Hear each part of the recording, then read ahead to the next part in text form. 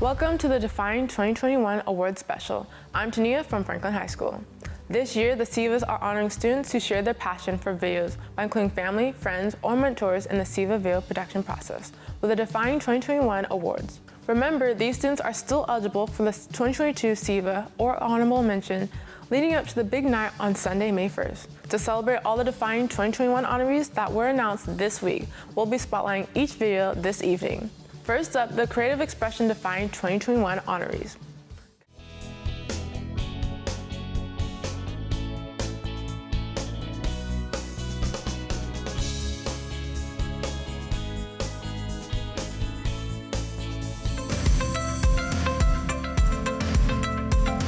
We're going on a field trip around Marshall Gold State Historic Park. Let's get started. We're going to be Junior Rangers. I'm going over there. Maybe we missed it. Yeah, we need to look real good. Just that one. Gold was used as money. And today, that 1 ounce of gold, that's $1,750 worth of gold. After we finished our inside scavenger hunt, we went gold panning, and then we continued our outside scavenger hunt. Remember? Where's your grid? Is it away from you? Thank you. We found gold and gems, and then we walked to the blacksmith shop for a demonstration of tools and how to use them.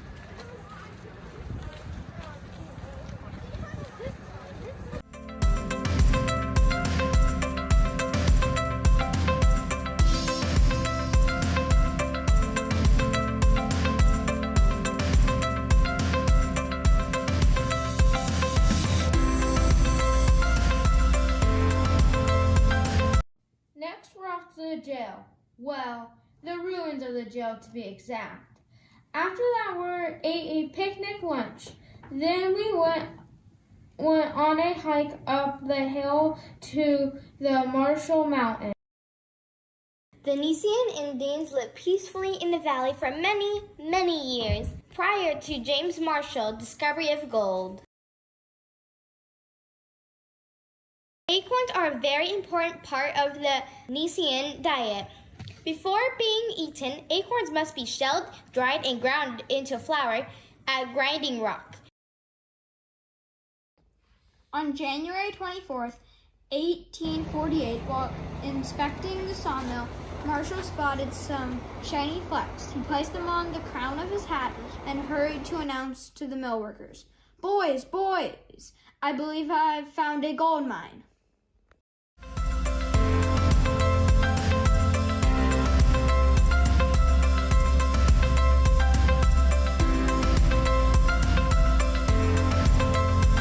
Repeat after me. As a Junior Ranger, As a Junior Ranger, I promise to protect I promise to protect Marshall Gold Discovery Marshall Gold Discovery State Historic Park. State Historic Park. I will share I will share my park experiences my park experiences with others with others and will continue to learn and will continue to learn about the gold rush about the gold rush and California history. and California history. Very good. Here's a virtual high five.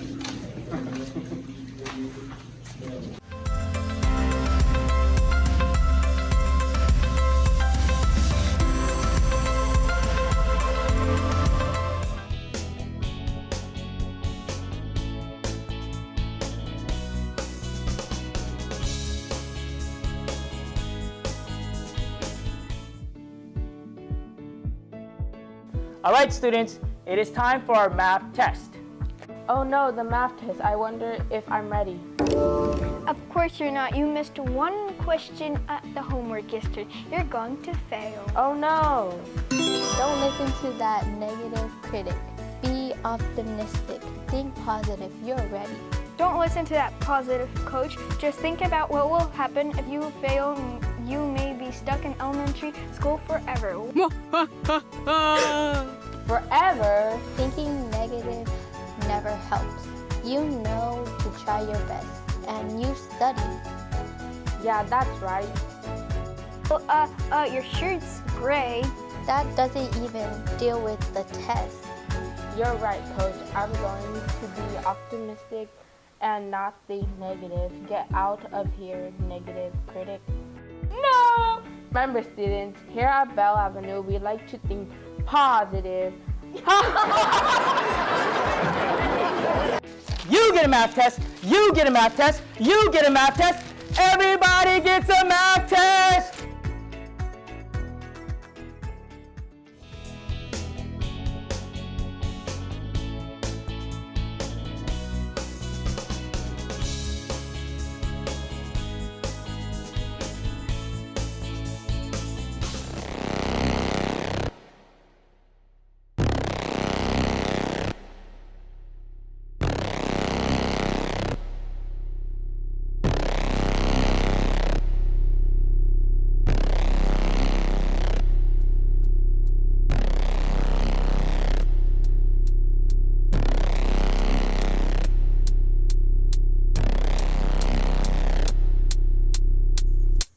So Christopher, tell me about your day. It was good. We got this new horror movie project. It's not due until the end of the month, so we have plenty of time. Whoa, sounds like a big project. The big part of your grade too. Just remember, 3 weeks seems like a lot of time, but it goes by really, really fast.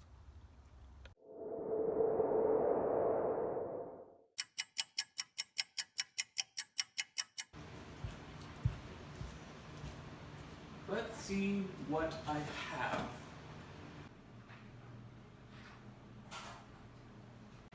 The.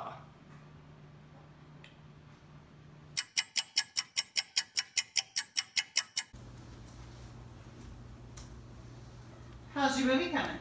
Well, I'm just feeling sort of under pressure by this. I think I procrastinated a little too long, you know? Now I'm just worried if I'll actually get this finished. Christopher, I believe in you. I know you're going to do a great job. But I do see what you're saying. An F on a project like this leads to no college, no friends, no money. A pretty terrible life. Well, anyways, I'm sure it'll be great. Nothing to worry about. Bye.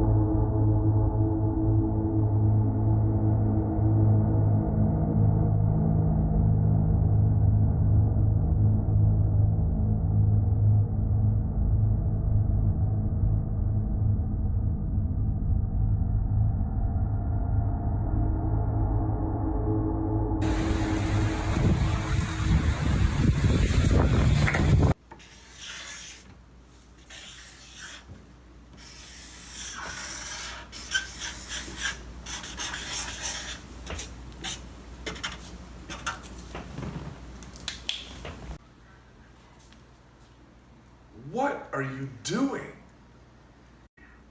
Maybe a talking lamp? I don't know about that. Maybe a hat for the dog? I don't know, bud. A witch dog? Talking lamps.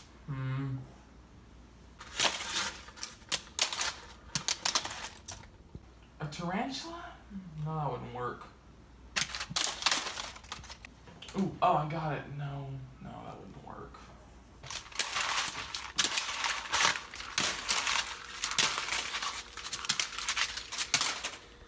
Maybe,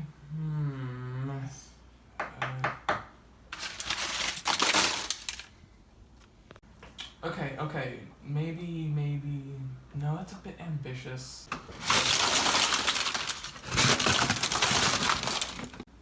I got it. I think I'll do a giant tarantula witch dog that tries to eat me. Perfect.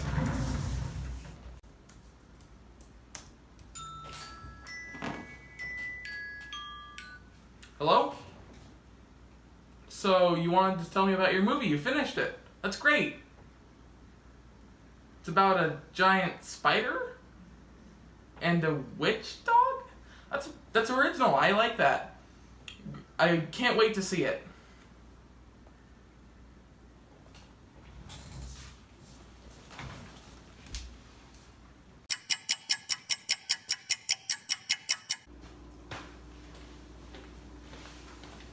So how's the editing going? It's going good. I think it'll be finished by Friday. Well, I know it counts for a large part of your grade.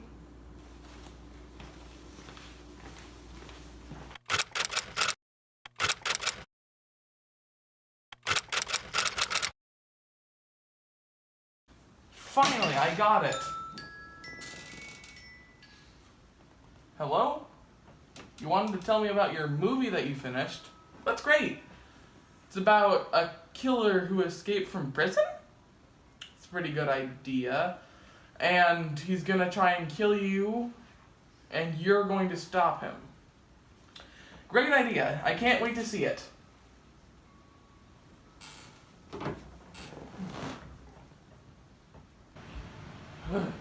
I need to clear my mind.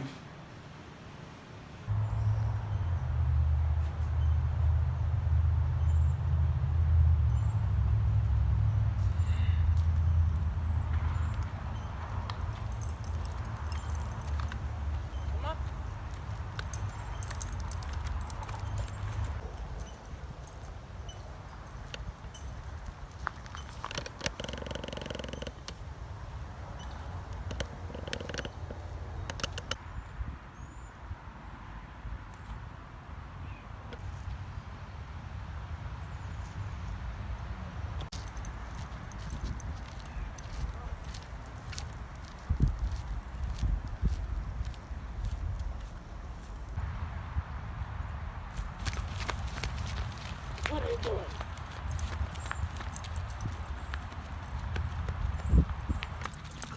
What are you doing? Jonathan? What am I doing? What are you doing? You scared me half to death. Aren't you supposed to be finishing your movie? Well, I've just been having trouble coming up with ideas, and nothing's working, so I'm just clearing my mind. Just to warn you, I saw Mom looking at military school. Military school?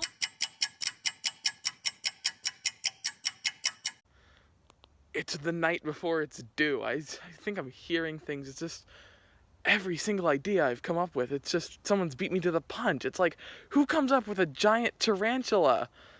I can't think of anything. And it's like, how am I going to get it finished now? How? It's like, did I hear something?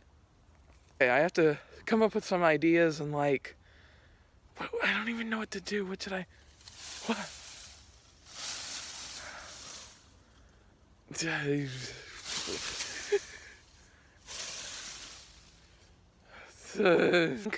My plan here didn't work to take inspiration from another movie. I'll have to figure something out.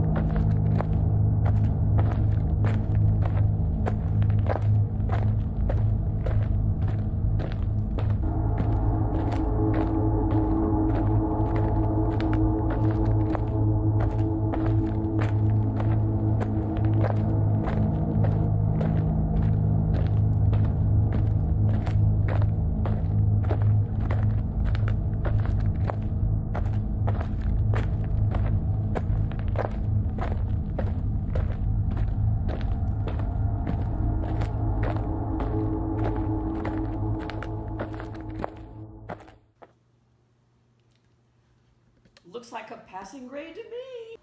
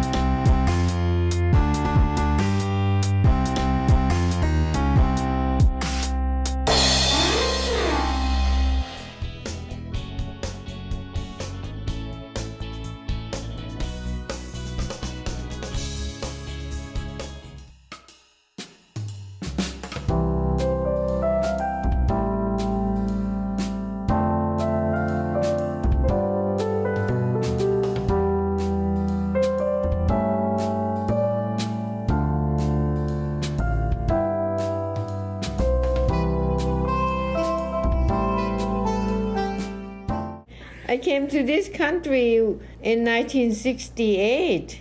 With Grandpa, right? Yeah, right, with your grandpa. And we would settle in St. Paul, Minnesota. I was born in Bangkok, Thailand. Mm-hmm. Yeah, and it was kind of something different and new for me because I don't... first time I see washer and dryer, and it was just kind of shocking because we didn't have any fancy stuff like we have here in America. When they have a Thanksgiving dinner and they cook this big turkey, and we were surprised how come the chicken here is so huge. You thought it was a chicken? Yes, I thought it was a chicken.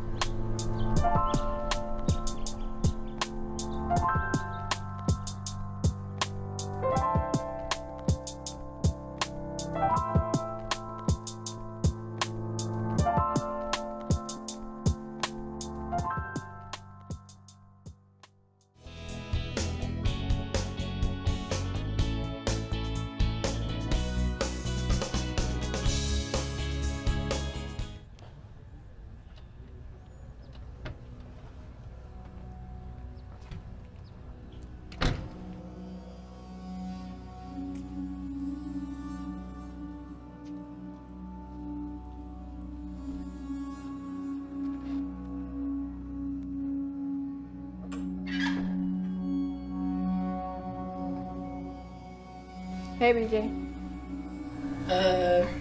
Are you okay? Why are you home so late? I was just out with some friends. You've been gone all day. I'm sorry. Are you okay?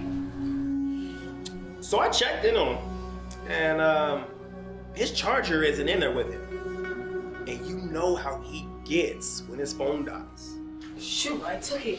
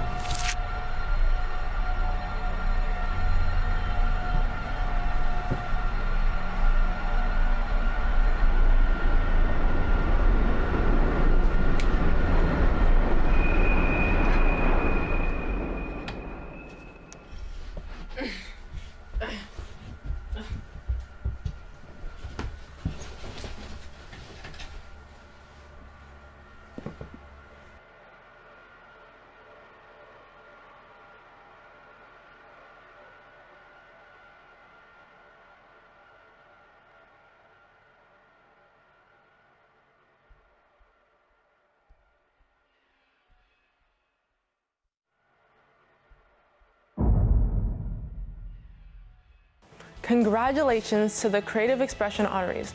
Let's take a look at the Define 2021 documentary videos.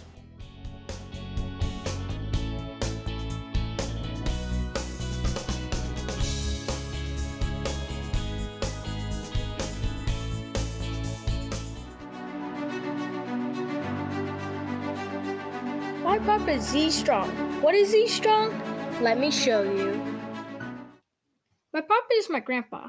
He was born on October 10th, 1963 in the Philippines.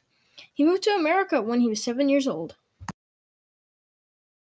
We moved to America, me, my brother, my sister, my mom, in 1970 was when we flew in from the Philippines. My dad came in a year earlier, before 1969, to find a place for us to live. He's a good child and very respectful, and he was friendly, and he's really very dedicated also to his studies, and he was just a great kid. My papa has always loved fitness. He started working at the gym when he was 18 years old. He has worked in the fitness industry for 40 years now. I just love working people out, and having people reach their goals, make them feel better about themselves, get stronger and skinnier, and work on their weight loss and strength and all that stuff. I just love being with people. My papa competed in bodybuilding and won first place 2 times. He won his first competition at age 35 and his second at age 50. My papa has always been healthy, but on August 6, 2017, he had a stroke while training one of his clients. When my papa was in the hospital for his stroke, they found that he had kidney cancer. He showed no signs of cancer, and if it hadn't been for his stroke, the doctor said it was likely that he would have died of cancer. So, what does it mean to be Z strong? It's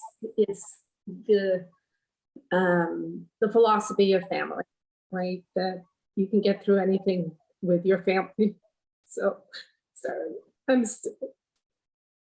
was just thinking about what we went through with your papa. And that was a lot. So not only his disposition, but it was the family coming together to ensure that he got better.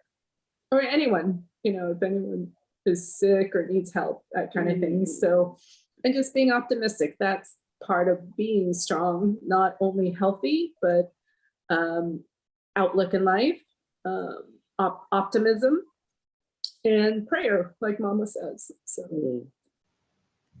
Now my papa is almost fully recovered and back to the gym, helping people to be healthy. So when Papa got back to training, I was really happy. And it wasn't that I was just happy for myself, I was really happy for Papa, because for Papa, being in the gym is probably his favorite thing. It's one of my favorite things too. And I know that he really likes helping people and he really likes being in there. And so I was just very happy for him that he was able to do the things that he enjoys again, and that he was able to help people kind of change their lives and be healthier. Now I get to train with my papa and learn more about what it means to be strong.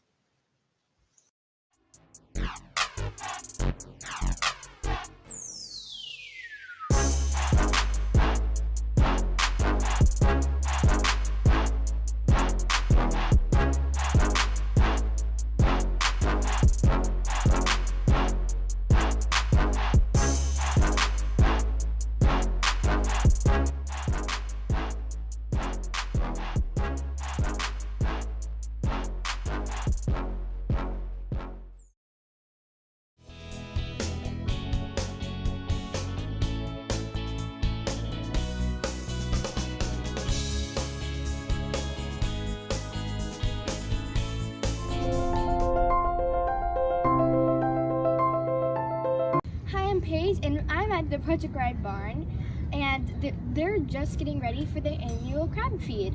And we're going to go talk to the director, Tina, and learn about some of it. Let's get it. This girl has been in our barn literally since she was in a baby carrier. She might have been 2 weeks old, a week old, 2 weeks old when she first entered our barn. And she might not remember that, but we remember it. And Paige has been here with us ever since. So helping out and being our #1 favorite pasta tester at every fundraiser.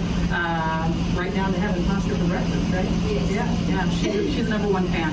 And we're just happy to know her, and we're hoping that this girl stays with us forever and ends up on our board of directors like her daddy. Yes. So that's my wish for this one. Yes. So, can you have some questions you can ask? Okay, so how many horses do you actually have? We have 14. Okay. And a mule. And a mule. We don't want to forget July, right? Julie's got big old ears, and the kids love her. And she's always showing them off. So we have 14 horses that are older horses. All of them are retired. The horses are old. They have a week on and a week off. And they are all from our community, donated by our community, or in least home situations through our community. So it's kind of nice because all of their get up and go is mostly gone, and that suits our riders just fine because all of our riders are what? Special? Special. All of our riders are special and challenged by a disability or a special need of some sort, right? And we don't ride anybody who doesn't have a challenge. That's what we're all about at Project Ride. Right? Yes. I have so many saddles in here. So we keep a lot of different saddles because we have a lot of different size riders. We carry both English and Western riders, and both disciplines we like to teach them both. That, and a lot of times we'll have 3 or 4 riders going at the same time. So not only would one person can go at a time, many lessons have multiple riders in them. So, and we have to fit everybody. So that's why we have so many beautiful saddles. How did this get started? How did this program get started? Yes. This program got started because there was an adaptive PE teacher next door at Jesse Baker School, which was the first all special needs school, public school in the state of California. So you know how your school has a group of special needs kids that are in special classrooms? Yes. This school is all special needs. They don't have any typically developing kids. Everyone at that school has a special need, and it's a public school. So it was opened in 1969 by a lady named Jessie Baker, who had a son who was challenged. And she wanted him to have the best schooling, just like she did for other kids. So in the course of all that, a lady by the name of Chris McFarland was their adaptive PE teacher at Jessie Baker. And she happened to be a horseback rider. So none of this was built. Our barn wasn't built. This was just a big orchard of olive trees and trash. And they cleaned it up.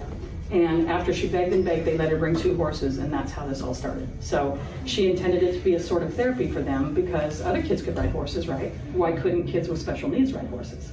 And it turned out they really can, right? Yes. Yeah, and they can ride very well. So it was hard to get started, but she pushed and pushed and pushed because it was her passion to see other kids that didn't have things so easily physically or cognitively be able to get up there and ride.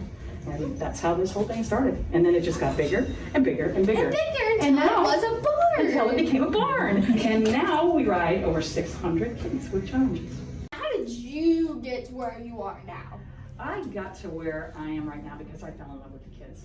So I was working for a huge computer company called Packard Bell, and I was a facilities manager for them, and I had about that much horse experience from when I was your age, and when I didn't care if I fell off. And I came out here because I wanted to volunteer because I couldn't believe that they were putting challenged kids on the back of an unpredictable animal. Who would do that, right? I'm like, that's crazy. I'm gonna go out there and find out what that's about. So I volunteered. And the first week that I volunteered, I met a girl by the name of Tara. And the next week when I came back for my same shift, she was also riding at the same time. And she came flying over to me and she wrapped her arms around my waist and she said, "Oh, I missed you so much." And I said, "Tara, I just saw you last week." And she said, "I know, but I just love you." And that was it for me. So that, and just watching the connection that develops with a rider and a horse, which I know you know because of your sister riding here for years and years. Sophia became connected right away through her eyes and through the smell of the horse and the feel of the horse. And we actually have a pretty cool picture of your sister. Yes, above that. and we also have one in our house as well. Yes, yeah, of your sister. So you kind of know that what it means because like the animals are warm and they have a smell to them. The barn has a smell to it, and our riders get connected to that. So it's all kinds of sensory stuff like touch, like sight, like smell, like Hearing. and hearing, most certainly hearing, yes. So, because some of our riders can't see, right? So their hearing is really, refined. And sometimes it's the other way, they can see but they can't hear. So their vision might be really refined. And that's how horses are. They can hear over a mile away, they can smell over a mile away. So it's a lot of similarities. So, but I got involved because once I saw how beneficial it was to the kids to be on the horses and that it wasn't scary, and it was really, really safe because of the way we operate our center, then I was fine with it. And then I just stayed and stayed because I loved it so much, and 20 years have passed. I've been here for 20 years. What's your favorite part of your job? My favorite part of my job is listening to the kids' laughter when they're on horseback.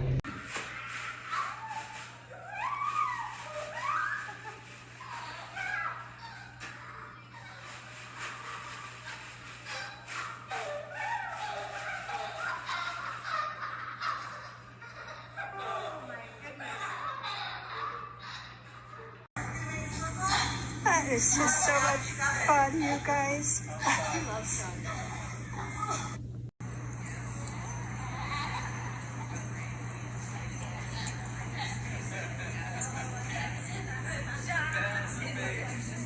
So I can hear them all the way from my office, and it just lights up the barn, and it's a joyous, beautiful place to be.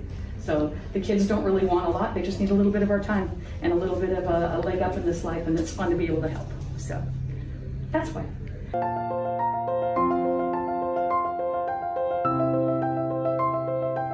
Okay, so what's going on right here? I see and smell lots of bread and crab. And shrimp and lemons. Yes, so this is a fundraiser weekend. Project Ride does all of our fundraisers in-house. So we don't ever leave the property. We don't ever rent another venue. We do everything the hard way here. So this weekend is our annual crab and shrimp feed. And this helps raise money all year round for the staff that doesn't teach lessons. So our administrative staff, like myself, like our volunteer coordinators, like our data entry person and our office manager. So the way we raise funds for them to pay them to come in and help us administer the program is by doing in-house fundraisers. So this is one of three.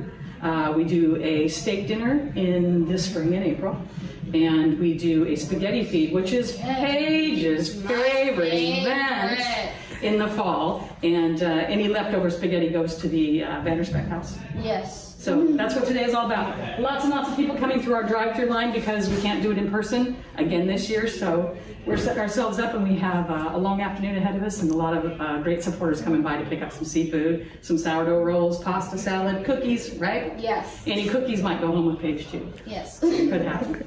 How has the pandemic affected Project Ride and the feeds and all that? Well, the feeds, of course, are smaller. We can't have them in person, and so since April of 2020, we have been drive-through for every event. So of course our income has dropped from our fundraisers. We aren't making as much. We're not making as much as we need to make, for sure. But it's a good thing that we saved well, because we're going to be okay. But it's definitely affected us, and of course it's left our program 2 or 3 times having to close completely down. The clients that we serve are our riders that we serve, because they're all challenged. A lot of them are more medically fragile than you and I and your mom are.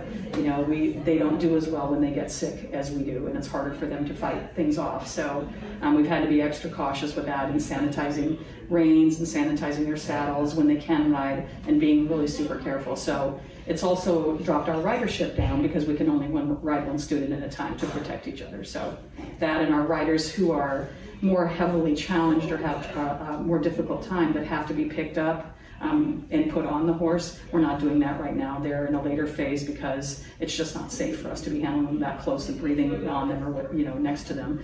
So we have to wait until the virus is gone before we can ride those more fragile riders. So, and that's very hard for us, because they're at home and they need this therapy to keep their core muscle strength built, their large muscles built, their fine motor skills working the way they're supposed to, and socialization. I mean, didn't you miss your friends when you were out of school?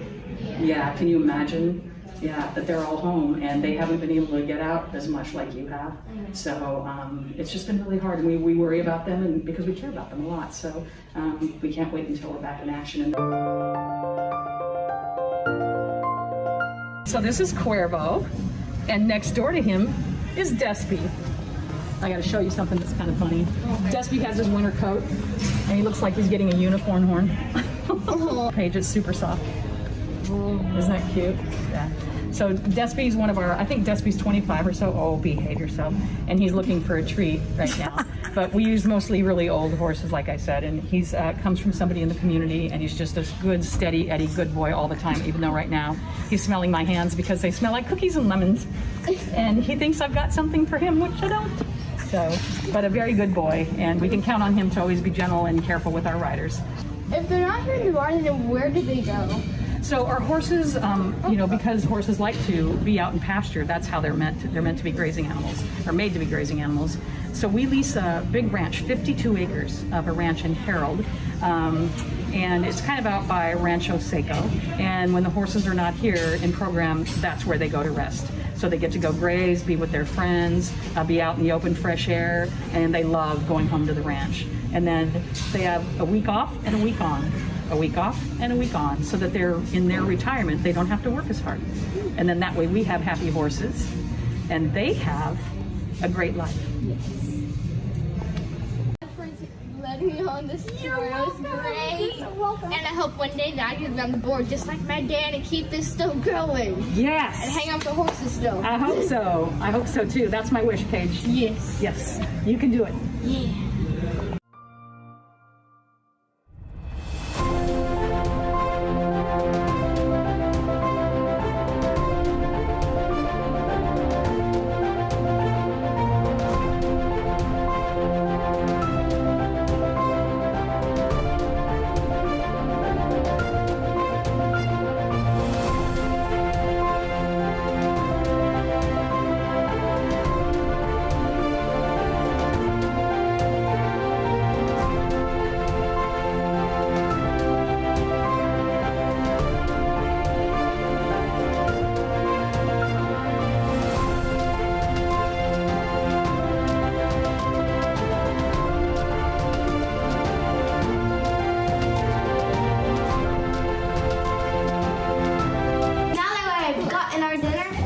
Let's dig in.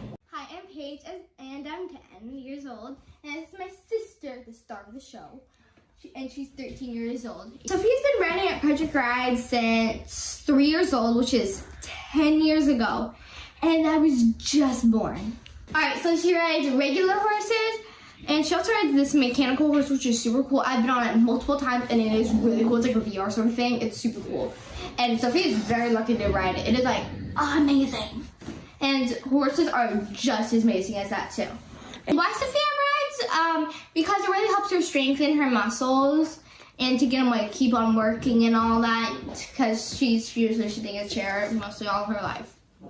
Project Ride is a non-profit organization, and they only get their money 3 times a year from their main events. direction. This direction? Okay. In January, we have the crab feed. And usually sometime in like April or spring, we have the steak dinner. And October, we have the spaghetti feed, which is my personal favorite. It's delicious. March Card is always open to volunteers and donations. You can visit their website down below here. It would mean a lot to them, and it would mean a lot to me. My dream is to be on that board and help some more people like my sis. And I hope you visit their website and do some more donations and maybe volunteer if you might. You might volunteer, that would be a lot to them. And thank you for watching this. And all those pictures of the girl riding horses was me sister. And if you want me, of course. Yeah. All right, thanks. Bye. Say bye.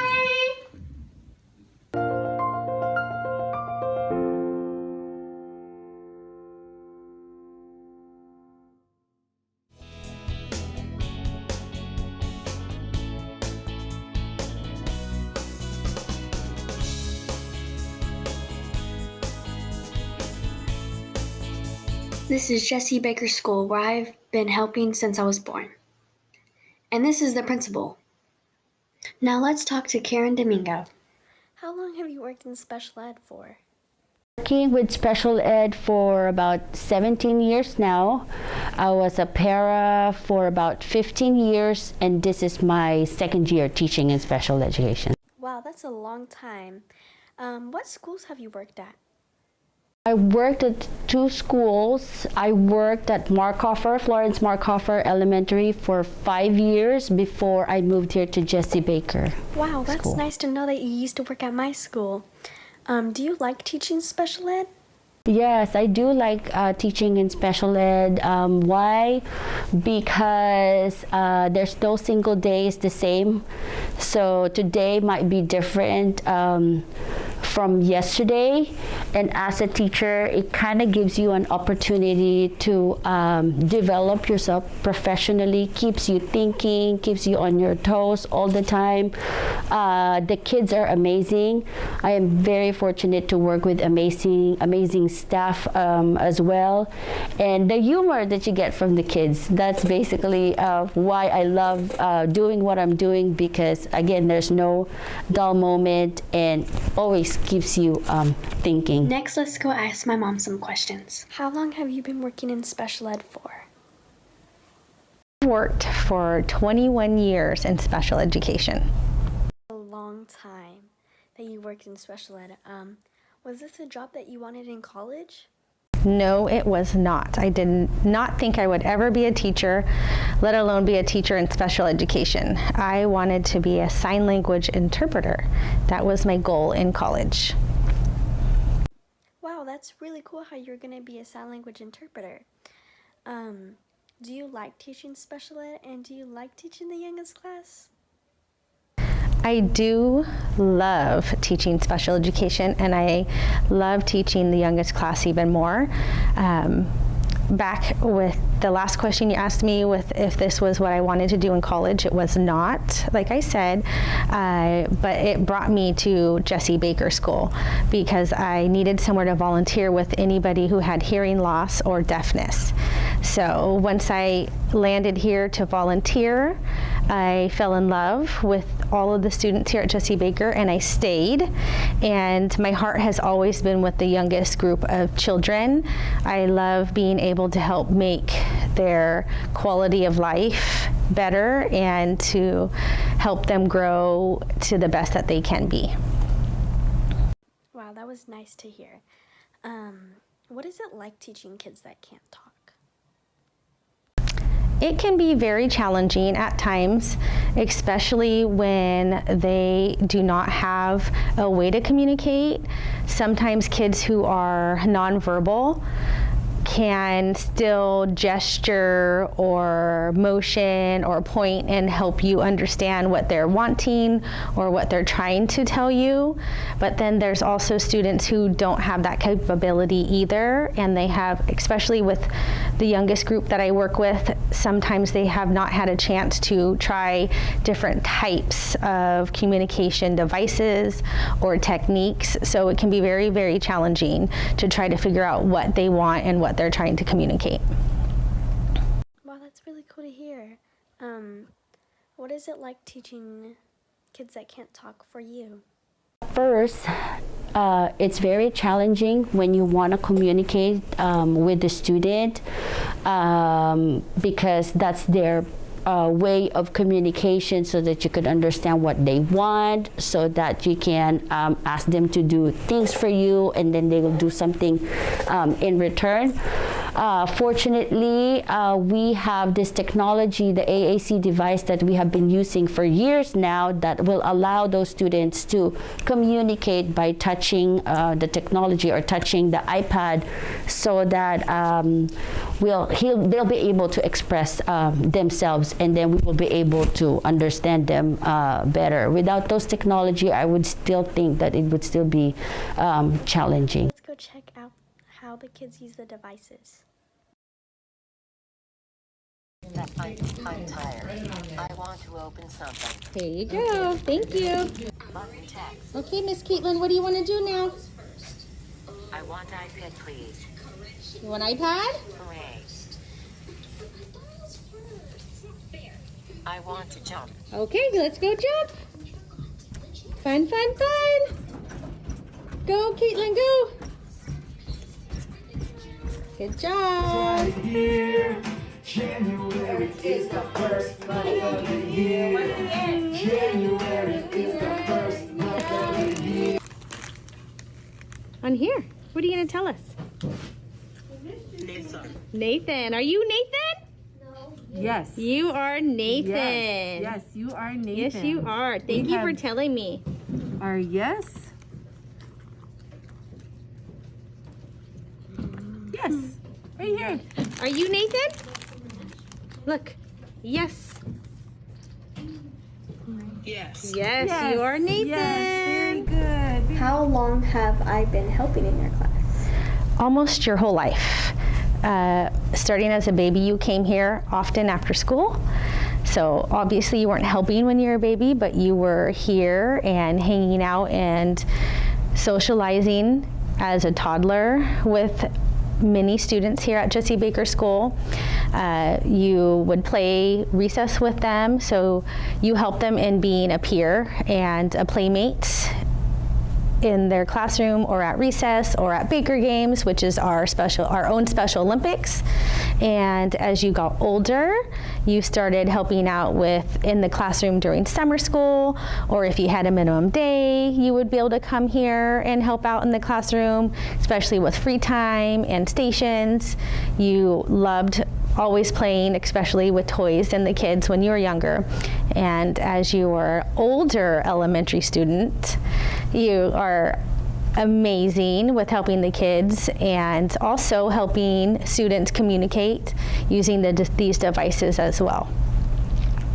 This is the girl that inspired me to do this video. Her name is Caitlin, and I got to be with her entire summer school. I was there when my mom started teaching her how to use the iPad. I also got to help her learn how to talk. It was the most rewarding experience of my life. I hope you can go to Jessie Baker someday so you can meet these amazing students.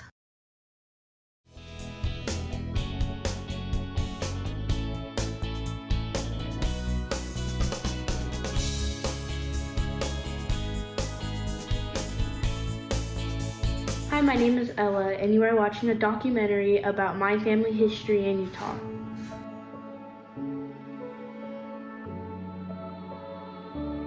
Called Ecker Hill. And Ecker Hill was internationally known for their skeet jumping competitions.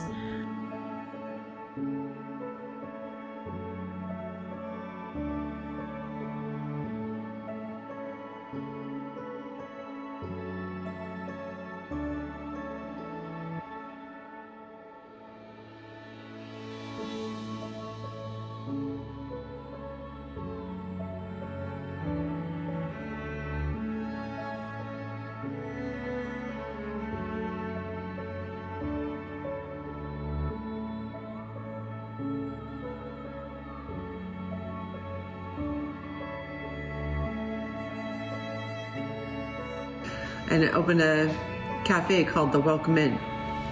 It became internationally known as a place where they held many ski jumping tournaments and put Utah on the map as a great place to ski. That was in the early 1900s.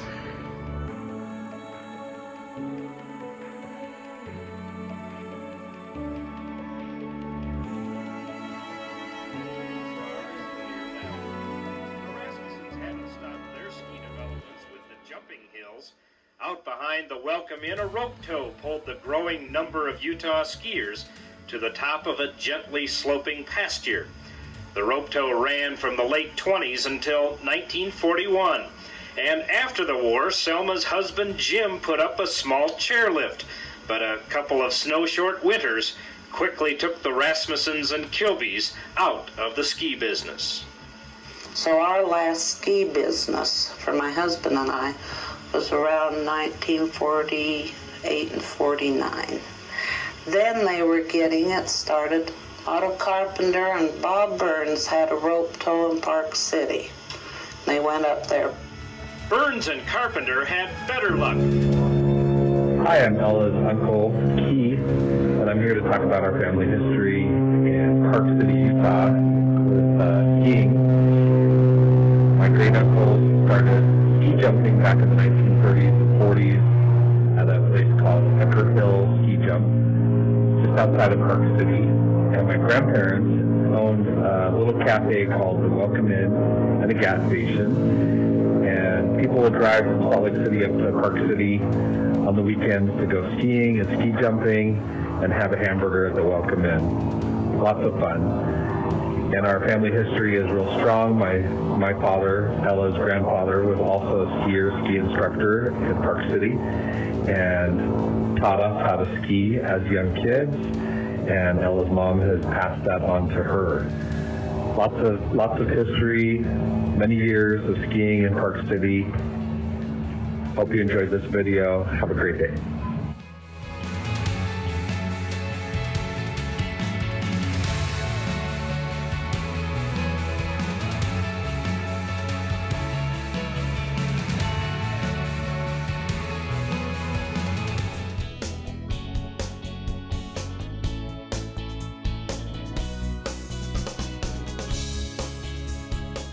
Well, my wife played soccer growing up and she enjoyed it a lot, so we decided to get Lexi, my oldest daughter, into soccer to see how she liked it. We started her early. I think she was about 4.5 when she started, and she really liked it. She was able to contribute as a team player and an individual, and she still plays to this day. My son, Tyler, he pretty much grew up going to soccer games with the rest of the family to Lexi's games, and he pretty much wanted to follow in her footsteps, and he enjoys it to this day. As a matter of fact, he also plays on the same soccer club as Lexi. My favorite thing about playing soccer is being able to build as a player and improve every year. I like playing up front to score goals. So I don't play a specific position because I can play multiple. But for high school, my coaches tend to put me as a center back because I'm pretty good at getting the ball away from people when they're in the last part of the half. And I'm also really aggressive, but not to the point where it could get us in trouble for a free kick. And then for my club team at Davis, I usually play midfield because I'm really good at connecting passes and helping to score and move the team up as well. I think the most challenging thing for soccer, personally, is having competition. A lot of people can be good at different things with no matter what sport you play, but I feel like with soccer, there's a lot of different aspects to being a good player, and having to go against certain people sometimes can be difficult, so it's good to be able to have different skill sets to be able to beat different people on the field.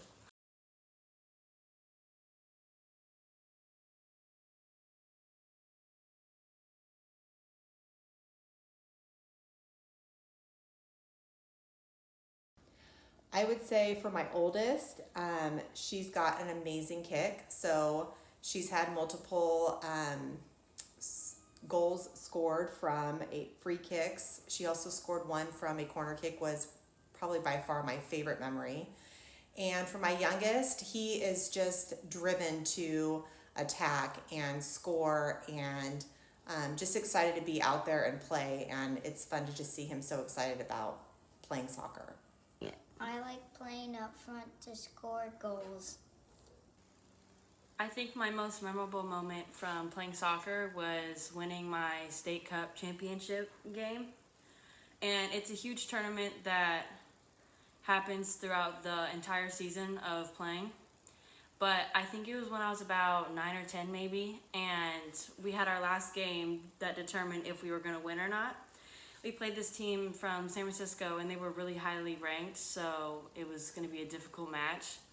But even though it was a hard game and took overtime and PKs, we managed to get past that, and we ended up winning, and it was just a really great experience.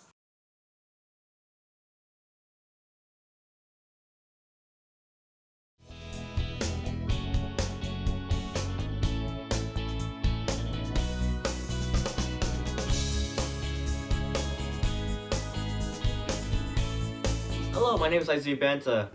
My topic for this interview will be the importance of family. And now I will introduce you my family. I am the youngest of the 10 children of my family. And I'm the eldest daughter in the family. I'm the second youngest in the family. I'm the middle child in the family. So I'm the youngest in the family. And being the eldest, you will have a big responsibility. And one of them is taking care of your younger siblings. I think the most memorable moment with my family when we went to San Francisco just to bond and enjoy our vacation. My memorable moment of my family was my wedding day. And for me, my memorable moment with my family when they came here into the United States, it's a dream come true for us. I think the memorable moment for me is when I gave birth to my son Isaiah.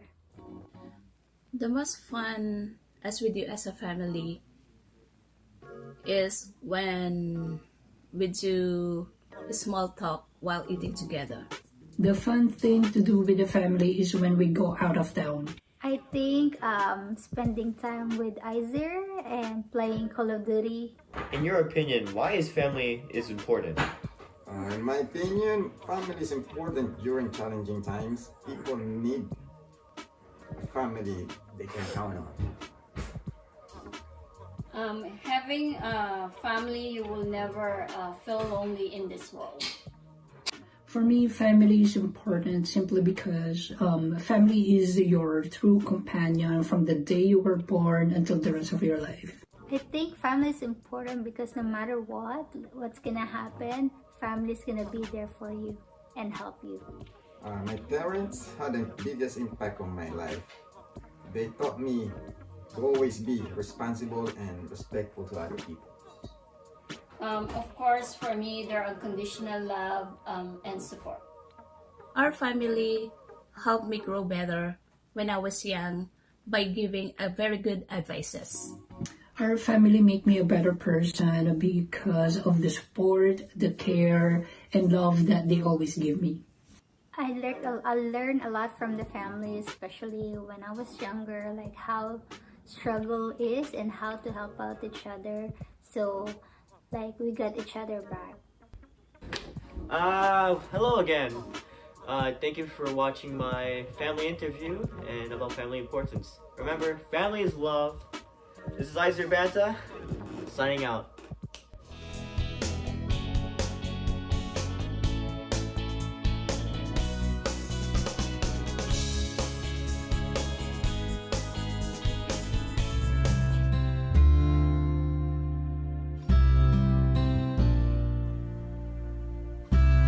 Hello everyone, my name is Tom Mahoney.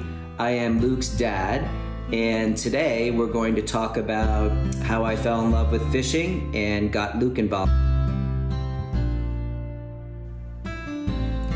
I think the reason why I got into fishing primarily is because it was something that we could do outside. A family with 12 kids, so I was very rarely inside. I think I was home for dinner time and to sleep, and the rest of my life was out in the woods playing with my friends.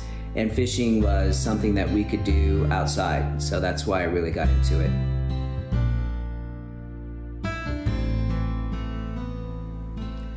I really love fishing, probably for the same reasons now that I did when I was a kid, and that's because it's something you can do outside, and it's really relaxing. But also it's super exciting when you can catch that fish. So I really like the challenge of it, and now I'm really enjoying fishing even more because I get to do it with my son, Luke.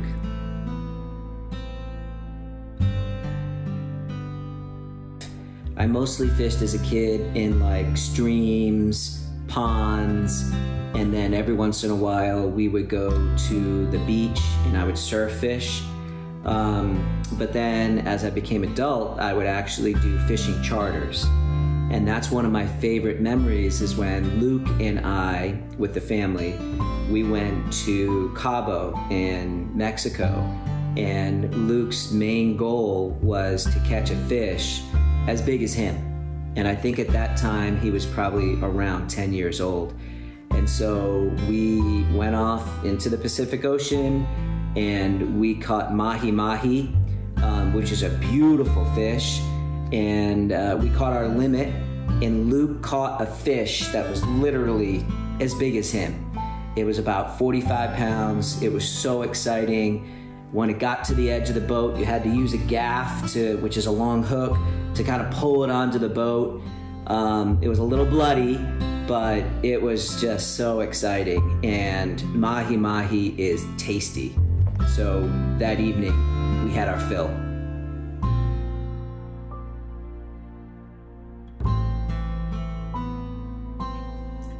Okay, so Liam, do you remember the first time I went fishing and how did I feel? You were probably 4 years old, barely were running around, and we had this tiny fishing pole at the stocked pond at Apple Hills, probably this big. The fishing pole was still bigger than you at that time. And we ended up going in this pond filled to the brim with trout, but he didn't know. And he ended up catching 4 fish, so much, and the fish almost pulled him in every time. It was crazy. And there's like a crowd around him that all the people sitting around and they were cheering, and he pulled the fish in, and it was crazy. I think that's what really sparked his love for fishing. And in that moment, you just knew that he was gonna fish forever. And he was crazy. You could see him excited. We couldn't leave that pond. Do you remember how my fishing experiences have grown throughout my life? I know as you grew older and saw more fishermen, you always would ask what they were using, what they were catching. You couldn't pass by a fisherman and ask if they caught anything today. And when they would describe their fish, you think of the greatest thing ever. Every time we were camping, he'd wake up before the sun rose to go out and fish. As he grew older and learned a little bit more, he researched and got better at fishing. Researching what to buy. He'd go to stores with my dad, find the perfect tools and lures to use. And I know he'd go out with tons of friends and drag them to his fishing trips down the streets at all different ponds. And you could see like his skills improve and his passion for fishing really improve.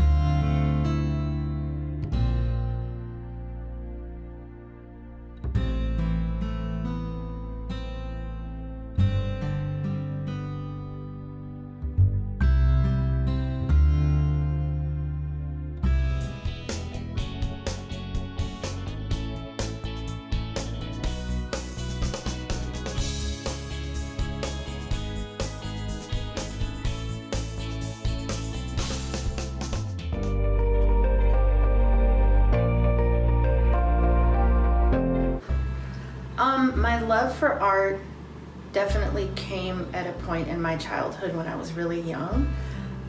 So my grandmother taught me how to draw when I don't even think I was in kindergarten yet. And I was very busy, and I think she taught me partly just to get me to sit still for a little bit, because she babysat me a lot when I was young. But I still remember those drawings, and I remember sitting with her, and we were on the couch, and she had all the paper on the coffee table, and she started drawing these like illustrated fashion figures, and I was just in awe. Like, I didn't even know that people did this, that you could draw and make pictures from your imagination. I was just like so into it. And so I remember from that point I just took off and got really into drawing, and I would say I spent the majority of my childhood in my spare moments drawing. I would say I think my passion for art really evolved as I grew older and started to experience life. And when I was younger and I was drawing a lot, I was really into cartoons, and then I started discovering architecture, and then kind of jumped back into getting excited about animation. And then when I was a young teen, I started taking college classes, and that kind of connected me with more of like modern and fine art. And I think from that point on, I just got really hooked with learning new mediums like printmaking and photography. And I actually didn't study art in college. I mean, I did on the side. I was an anthropology major, but I think it connected with art really well. And so when I was in college, I had the opportunity to study with this incredible abstract painter named Mary O'Neill, and I took printmaking with her. And even though I did a lot of figurative work, portrait work, and even portrait work in photography, I really started to see abstract work as another way of telling a story. And that kind of eventually launched me into getting into quilting as I got older. Over the years, I've learned so much from my students. I started teaching right when I got out of college, and I was teaching in after-school programs and doing art projects with young children. And I think the way that it really informed my own practice as an artist is that I learned really how to be in the moment, and also to embrace the slip-ups or the mistakes in your work. I mean, I really think that art comes down to turning those mistakes into purpose. And I mean, I can even extend that into my own children. Watching them grow up, I can't say I taught them art or how to make art necessarily, but the tools were already there and in front of them and available. And I would say for my oldest in particular, she probably grew up going to more museums and art galleries than I would say her younger siblings. And they've all just gravitated towards it. And I think from them too, I've just watching them get inspired and seeing their imaginations come to life, I think for me has really taught me so much about my own work and where I want to go with it. And there's just something exciting about teaching. I mean, I'm that type of person that learns something new and I just immediately want to share it with other people. And so there's a lot of reward in that as well. My mom has influenced my art in the sense that she has always been surrounding me in the art world, whether that be going to museums, showing me different artists, or just doing art around me generally. As a young kid, I wanted to definitely replicate her. And I remember I used to draw on cardboard pieces and just draw scribbles, and I thought it was amazing. And she was really, really supportive of everything that I created. So it just made me feel like this was something that I really enjoyed and something that I really wanted to continue with. She definitely influenced me to go to an art high school just to continue my studies and to work on my foundational skills as a visual artist. And throughout that time period, so when I was in high school, I did a lot of extracurricular art projects. One of the projects was One Voice. It's a cultural exchange program that was focusing on the topics of visual art, performing arts, and ecology. And my mom really, really influenced me and was very supportive of me applying to the project, even though at some point, I might have not felt so confident in my skills. She definitely was very supportive of my work and what I had to offer to the program. And so I was very thankful for that. I was able to get in, and it was an amazing, amazing opportunity. but she has always been supportive of anything that I do, especially when it comes to the visual arts, just because we connect so much together on our mutual love for the visual arts. So that's something I'm very thankful for. In one blank statement, what do you truly hope to teach others through your art? I really hope to teach others to express themselves and learn how to find their own voice through telling a story.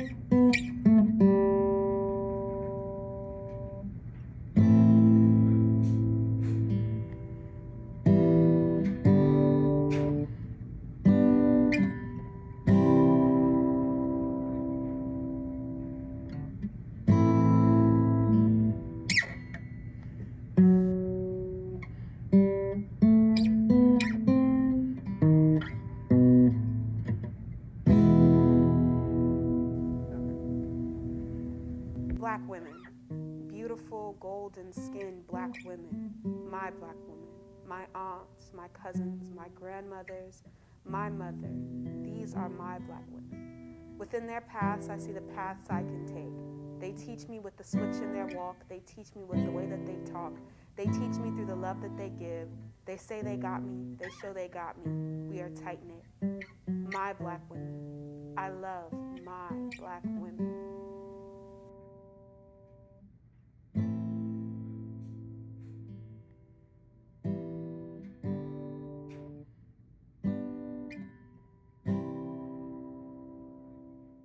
My name is Regina Riles, and I will have to ask you about the information you got on generations, because boomers were actually from 1946 to 1964. Mm. I am a baby boomer. I was born in 1948. Okay. Well, my name is Jane Ellen Johnson. I go by Janie. I am a boomer. I was born in 1956. Hello, I am Rhonda Riles-Kaneki, and I am a Gen Xer. Hi, my name is Tia Lorraine Johnson. I am a Gen Xer. I was born in 1976. I'm Jamila. What's your birthday? March 21st. The year? 1979. What's your name? Simona. When's your birthday? Oh, 11/1. What year? 81. Hi, my name is Monique McKenzie, and I'm a millennial. Okay. Hi, my name is Taylor. I'm Generation Z. My name is Danae. I am Generation Z, born in 1998. My name is Mia, and I am a part of Gen Z. My name is Dania McKenzie, and I am a Gen Zer. The best. I mean, yeah, a Gen Zer.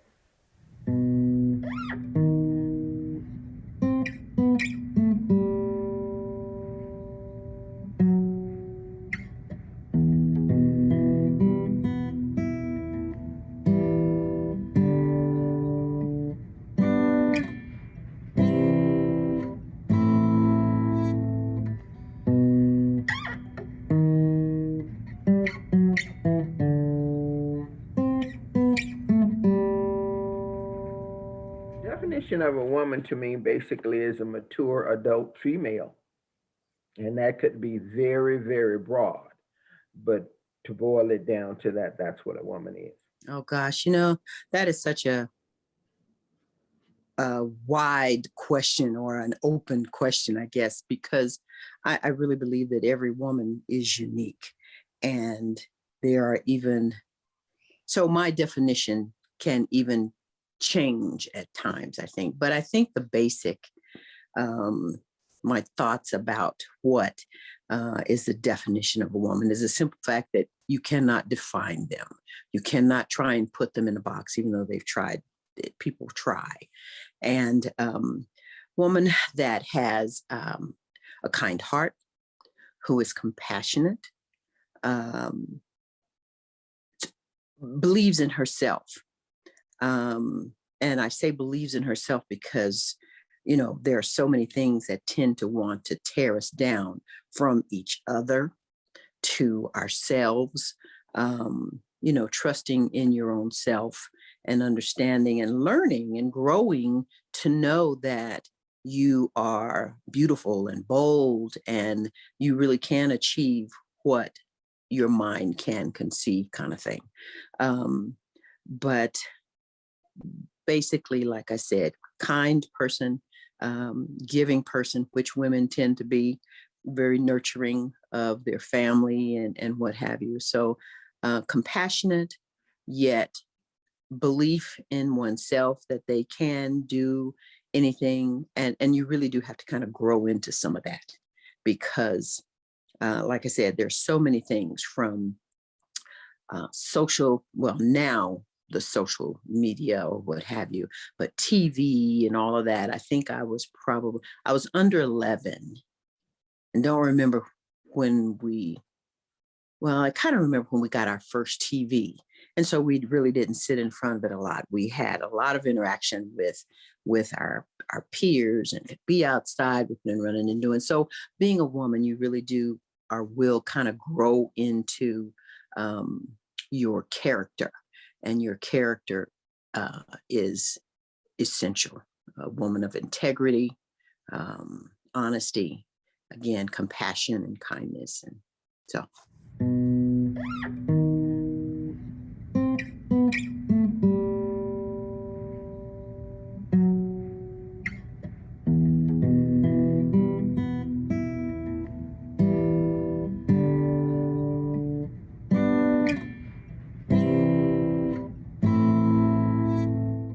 I still say an adult, mature adult female. And I was raised, again, that goes back to our baby boomer question. And I was raised to believe values and value relationships.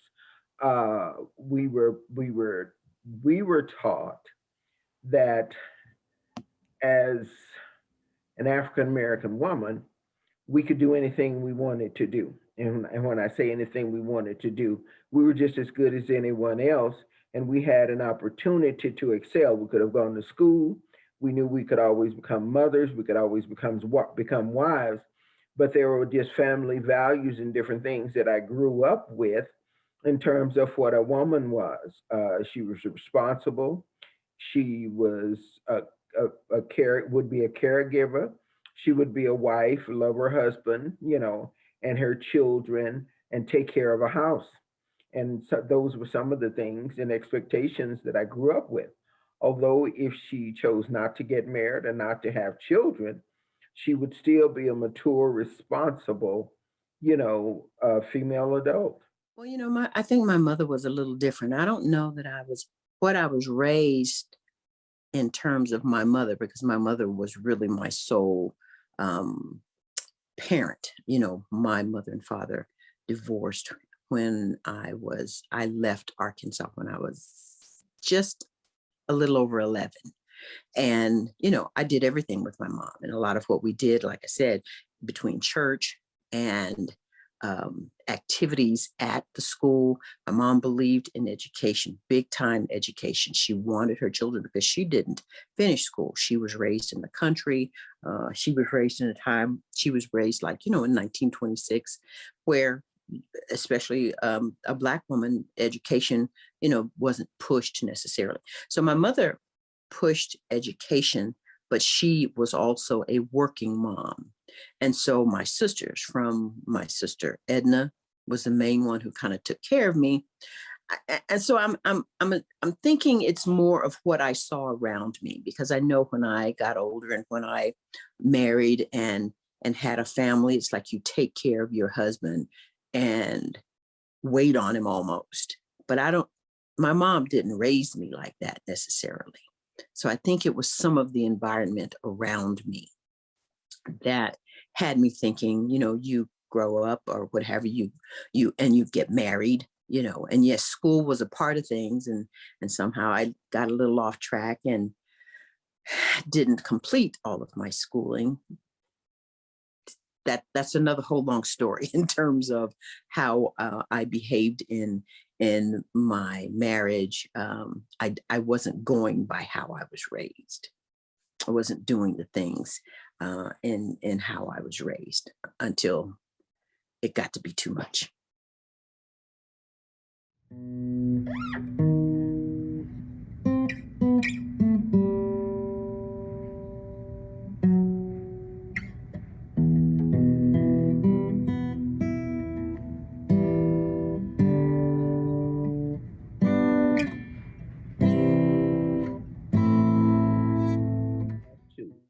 How old were you when you had your first child?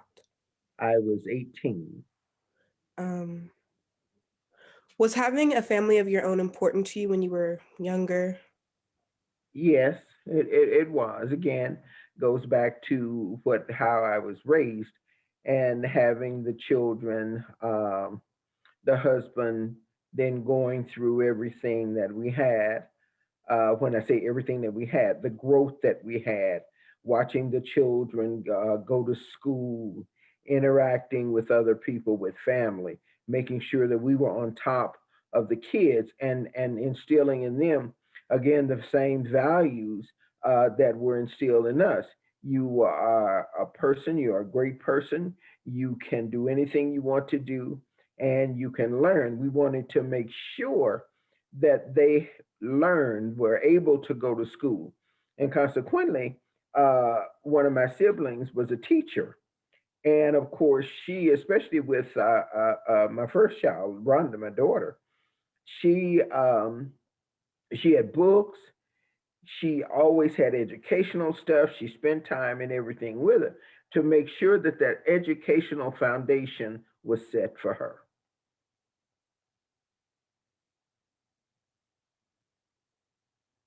And we did the same thing for our son, Kamal, too. Maybe I shouldn't be mentioning their names. No, that's okay. Okay, yeah, the same thing. But we were very educational minded, very community minded, sharing everything and different things, and expecting, giving everybody the benefit of the doubt without prejudices, if we could. I have 3 children. How old were you when you had your first one? 3 daughters. I was 21, I believe. Yeah, I think I was 21. When you were young, did you think it was important to start a family, or was it just not really something you were worried about all that much? Yeah, I wanted to start a family. I loved children. And at one time, I wanted this huge house full of children, not totally understanding what all of that meant, in terms of caring for them and providing for them. But no, I was ready to start my family.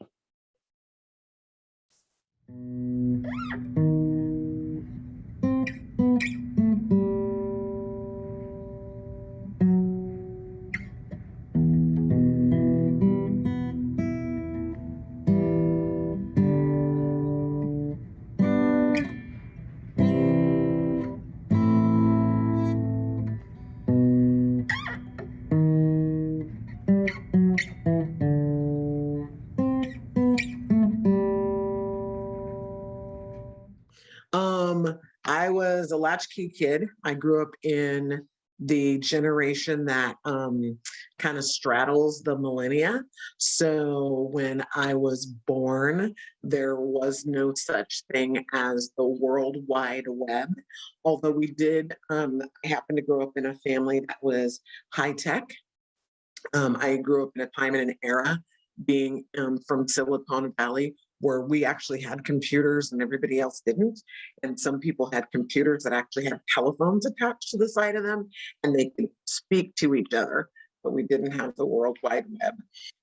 My generation has seen everything. We've gone from phones with cords and no microwaves to carrying computers in our pockets. So my childhood was a little different. We got to play outside and it was expected. If you stayed inside too long, people thought you were weird. And now if kids play outside as long as we did, somebody calls the police and they end up with a helicopter searching for them. So it's just a different way of being. And it depends. Are you saying my childhood as far as from toddler to teenage years, or are you asking just in general all the way until I became an adult? I would say probably from till about the 5th grade, it was pretty average that I know of. You know, my parents would argue and fuss a lot, but it's just what we dealt with. I had mom and dad in the home. Probably about, I'd say 5th grade, we moved back to my grandmother's house because my parents separated. So my childhood was okay until I started to notice the dysfunction, and then it became, there was turmoil. So it was okay until I became a young woman, and then realized that I had a parent that didn't respect women. So then it became toxic, I guess. That's a good question. It was an experience.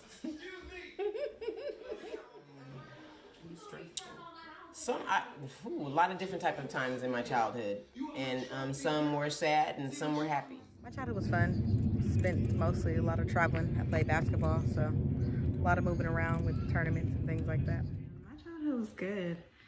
You know, I had a lot of fun, had a lot of laughs. I was surrounded by love, support. You know, I had my downs and I had my highs and I had my lows, but you know, I feel like I learned a lot of lessons in my childhood and my adolescence.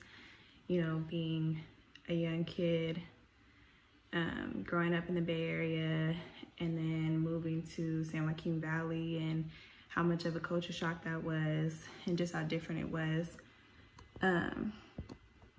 But yeah, I mean, for the most part, I had a good childhood. I did, you know, experience some traumatizing things. You know, I won't really get into detail, but, you know, just some, like I said, just some lows, you know, that I was able to grow from and learn from. But I always had a support system. So yeah, I always had a support system that I could lean on and go to for guidance and protection and love no matter what. It was really fun. I loved to play outside and also loved to play video games on like the Game Boy, Nintendo DS, and stuff like that. So it was definitely the best of both worlds in that way. My childhood was pretty cool.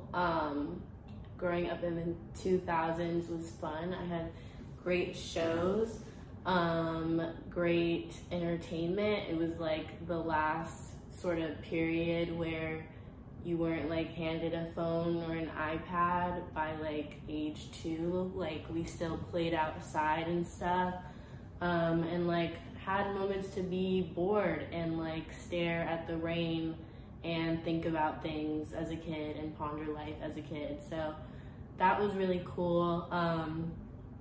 Yeah, I had a good childhood. I have an older sister who I'm really close with, and my mom, I was raised by a single mom, and she like gave me the world, which I'm really thankful for.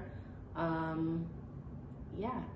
My childhood was loud.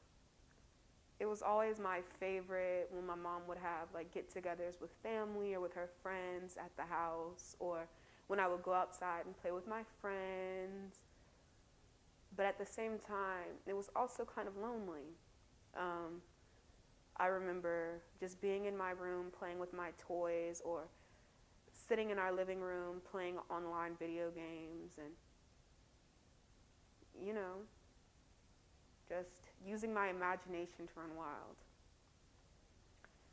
I always remember my mama being there. I remember her cooking. I remember baking with her, or for her, because she's not much of a baker. My childhood, I miss it. And I'm young, but I miss being a little kid, and I miss being able to go to daycare after school and then my mama picking me up. My childhood. I don't know. I guess that explains it.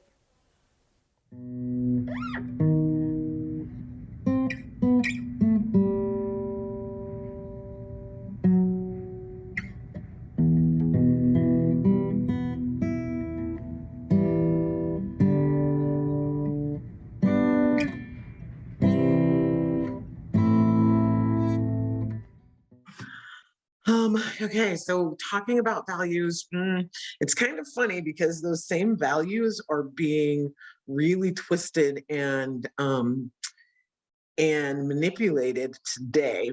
But the basic values were respect for family first, and you respected your elders. And then you respected, like, when I say elders, it was like all the elders in your neighborhood, your teachers, your coaches, all the elders in your church. And then after respecting elders, then you respected each other. And in that respect, there was a lot of, like, the way that people will get on social media and just say really vile and horrid things, that would kind of not happen, because that would be disrespectful to another person. And yeah, family was the biggest value. Integrity, strength, and courage. And courage didn't necessarily mean that, you put on a cape and jumped off buildings.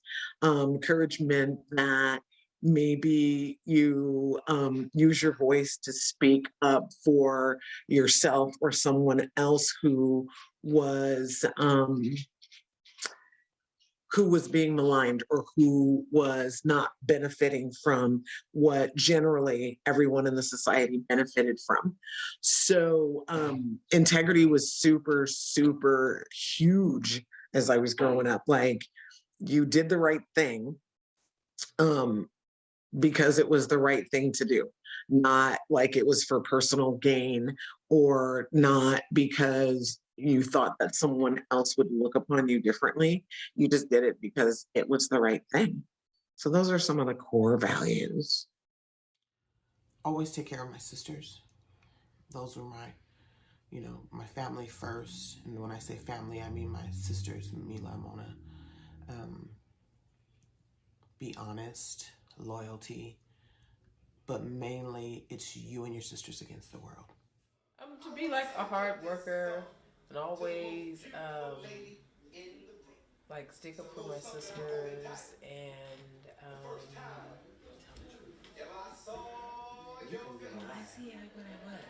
and to tell the truth. Wow, a lot of different family values. Sticking together as a family, always being there for each other as a unit, especially me and my sisters. We were taught that, and that's how we always were. Those are just a few of them. Never give up, family, teamwork, resilience, to say the least. I would say is independence. I was raised by a single dad. My mom had passed away when I was really young from breast cancer. So my dad raised me to be an independent woman, to not have to depend on anybody, a man or otherwise, and just getting my own. I was already pretty independent, wanting to do things by myself. And as I got older, it just built up. And so it's to the point where I don't want to ask anybody to do anything for me. I want to do it on my own. And sometimes that can be my downfall. I want to do things for myself. Even if I don't know how to do it, I just want to do it. Just say, I did it and I tried. And then I'll ask for help. But I've gotten a lot better with asking for help. But anyway, self-love and self-worth. So that just means, loving myself. Again, I had a single dad. He taught me, you know, to love myself, always telling me I was beautiful, how pretty I was, you know, giving me positive encouragement and motivation to just be myself. You know, always telling me, even now, I'm 23 years old, he tells me, you know, I love when you have your natural face and you wear your natural hair and stuff like that. He loves when I wear a dress though, or, you know, foot lock, stuff like that. But, you know, he just loves my natural face, my natural everything, which I really appreciate because it ultimately taught me how to love myself and how to love my natural beauty just the way it is right now. And, you know, for a long time, you know, I didn't know how to do makeup. I didn't learn how to do makeup until I got to college because when I was in high school, like my first 2 years, my dad didn't want me wearing makeup. So I was like, whatever. And even when I was going to school, I graduated in 2016. You know, you could wear a full face or you didn't. You can get away with just wearing your natural face or wearing mascara and some lip gloss and calling it a day. Like wearing makeup all the time, being your face wasn't like really a trend. So yeah, so that just ultimately, like I said, taught me to love myself how it naturally was. And then when I learned how to do makeup, I could enhance my natural beauty. So I really appreciate my dad for that. And growing up, I was really taught to work hard for the things that you want for yourself and not expect others to do all the work, and definitely to be kind to people that you meet. You never know what others are dealing with and going through. I was instilled with definitely like valuing unconditional love, loyalty, honesty was a big one. Because I would tell little white lies and fibs pretty often to like my mom or whatever, and she definitely instilled in me like the importance of being honest and just like truthful and genuine with like everything I do, just like in my lifestyle, not just like literally not lying or whatever. So that was a big one. Definitely like empathy, treating people with kindness, whether I know them or not, whether I like them or not, whether I'm close with them or not. Those were really important values that like were instilled in me pretty young. Always told me to be a leader and not a follower, to never let anything really get past me. If I don't like it, to make it known that I don't like it. Speak my mind at all times. I would say to be respectful, but those kind of contradict each other, but be respectful. To know that I'm beautiful and to love myself. And whatever I want to do, as long as I'm happy, she'll be proud of me. So my definition of success, because of everything that my mom instilled in me, is just to be happy.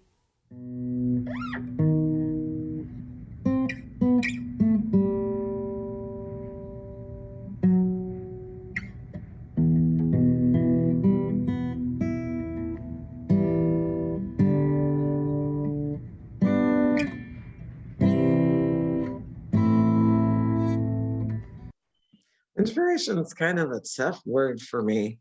I guess who I was inspired by, like I wasn't the type of person that I'm weird. I didn't see people and go, oh, I want to be that person. I was not that person. I was more of, I would like to have these things or have this way. And so I'm just going to look toward people who are that way of being or have those things. And so if I were to just pick people out, personal people in my life was my grandmother, your great grandmother, who you did not meet. And she was kind of amazing. And if you look at all of the women in our family, we all like do something. Like you come from a family where I don't think there's any woman in our family that's not part of some organization or part of some team outside of our, our immediate family. We are doing something, whether it's volunteering for the bake sale or like me, I have, I'm on several boards and I have a business and a couple other things. So the people that inspired me when I was younger, especially around your age, were people, especially women, who were going out and getting that done. And so it was like I'd look up, and I'm gonna date myself. and look up and I'd see people like Angela Davis. And if you don't know who she is, ask the lady at Google. She actually teaches at a university close to you. She was a very strong woman who was an educator, but was also a civil rights and women's rights activist. But then I'm also inspired by, artists like Basquiat. And I'm weird. I really, really am a huge Van Gogh fan. And knowing that I'm a therapist, Van Gogh had some issues. And I'm like, this is a person who was inspired me by continuing to create his art. Who else inspired me when I was your age? Music was a huge thing for me. So a lot of the musicians at the time, and so that would, when I say at the time, that'd be back in the 80s and 90s. And that's about all I can think of just off the cuff.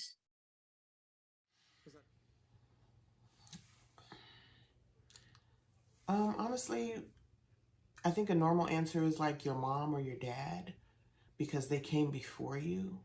But I would honestly say that my inspiration is my daughter, Dania, because I see that she pushes regardless of, you know what I mean? Sometimes she gets tired, she gets frustrated, she gets attitudes, but she wants to be the best at everything. And I so wish that I was that kid.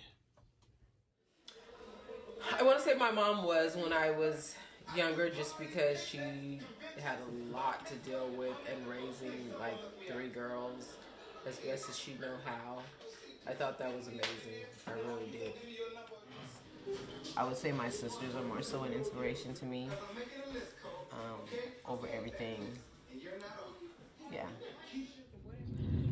Inspired, past tense, maybe my brother. Currently, like my nieces and nephews.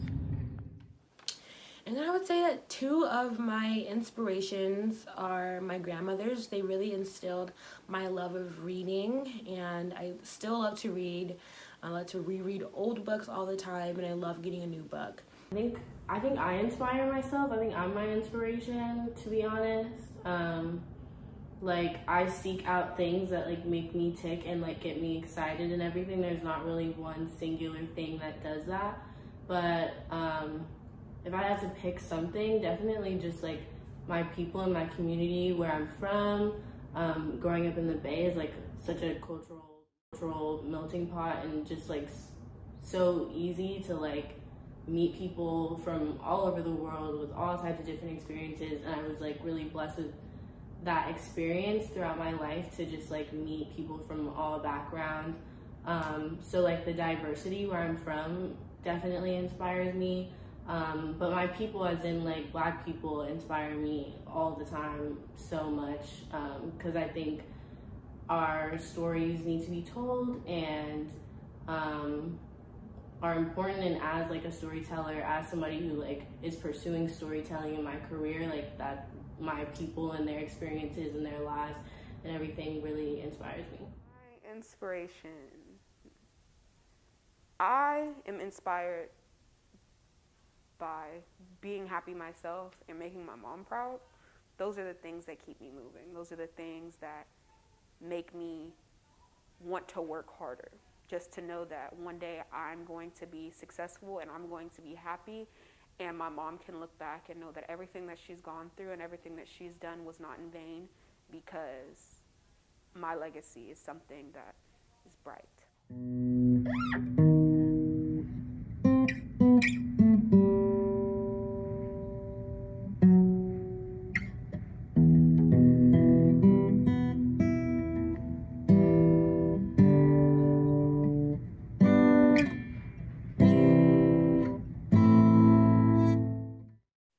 There isn't one thing I would tell my younger self. There are many things. And I often ask people when there's a question like this, if I were to ask you, which would you choose, chocolate or vanilla? Generally, people will go with what they consider their favorite, and they say chocolate or vanilla. And I'm the person that's like both. But the question was but I choose both. And so in asking what would I tell my younger self, the first thing I would tell my younger self, you're going to crack up, keep dancing. for many, many, many reasons, but always dance. And the next thing would be, don't doubt yourself, because you generally are the person in the room who actually knows what's going on. And in some situations, you're the smartest person in the room. And always, always go with your gut. We're given that gut feeling for a reason. And oftentimes we choose not to go with our gut because of all the programming we get that, well, you can't be the person who's right and your gut instinct, blah, blah, blah. Go with your gut.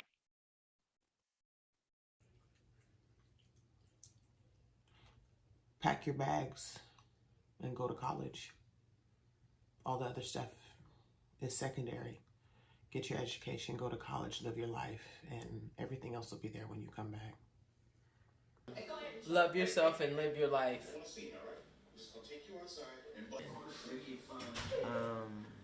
Stay focused. Stay focused. Stay focused on what's important. Handle your business. Keep going, never give up. That's a hard one because I feel like I would tell my younger self at different stages different things. Like if I was talking to like kid me, I would just like tell them like continue to be curious and explore and never stop exploring and being curious and asking questions and thinking critically. Middle school me, I would probably tell her like, you're beautiful and awesome and have so many good things ahead and everything. Younger high school me, I would probably say, focus on like what's important. Don't get caught up in like the trivial stuff, like what other people think about you or what other people have going on in general. Like focus on you and what you want to do, what you're interested in, what you're passionate about, and like put your all into that.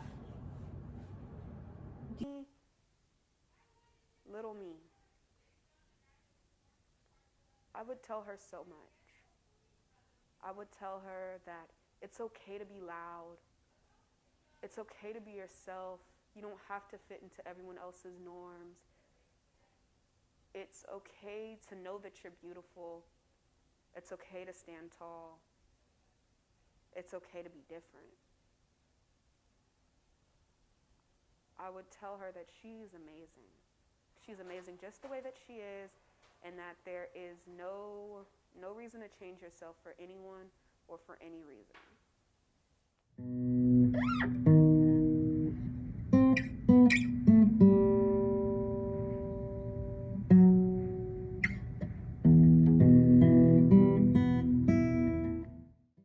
Well, there you have it.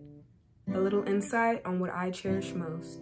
The women in my family, the women who inspire me, the women who I look up to, the glorious, glorious women in my family. And no, that's not all of them, but it is a good amount of them. And before I roll the credits, this is just a little thank you and appreciation to them. So thank you guys for allowing me to interview you, whether that was on Zoom, in person, or I sent you the questions and you recorded them on your phone. Thank you so much for allowing me to see inside of your head for just a little second.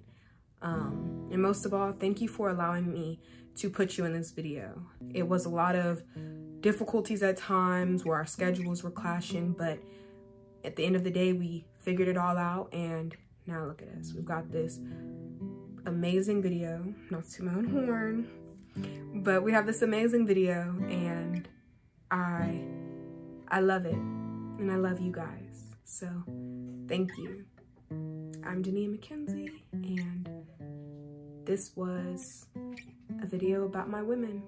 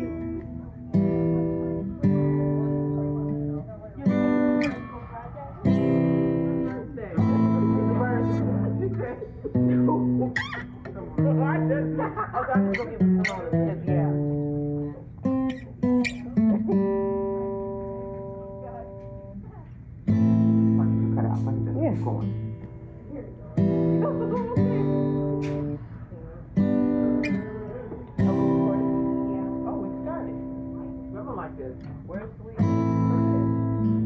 You think I should get grilled? I know, right? Like gold. I love my black women.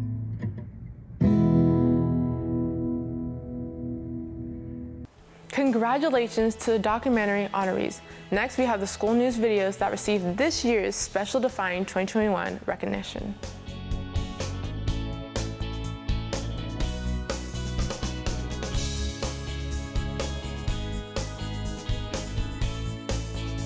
Hey Bulldogs, we are back with the Busted Bulldog Staff Expose. Today we will be investigating Dr. Frankenstein for a Halloween special.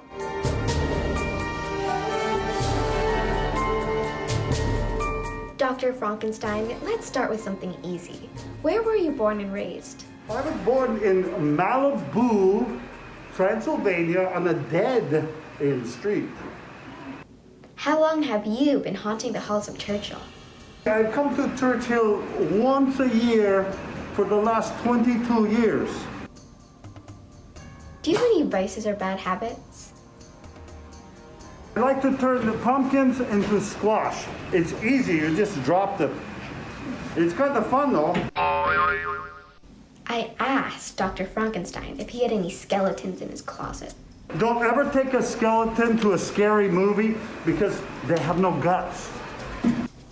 Thank you, Dr. Frankenstein, and thank you, Bulldogs, for tuning in to this special Halloween episode of Busted Bulldog Staff Expose. If you want to nominate your teacher, email me at nioin@gmail.com. Happy Halloween!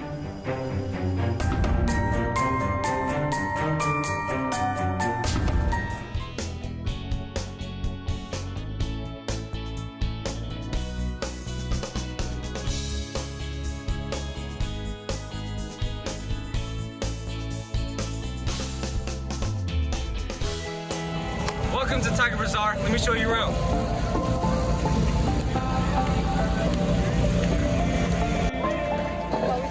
To start it off, leadership and clubs all came together to organize and set Tiger Bazaar up before all the students come during A lunch and B lunch.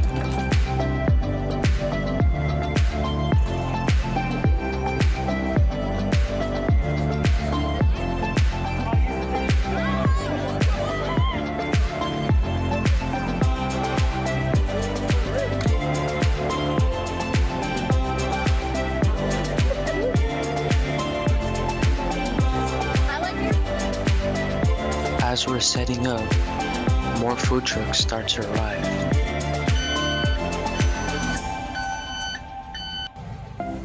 But luckily, we all get it done and ready for the students to come and enjoy.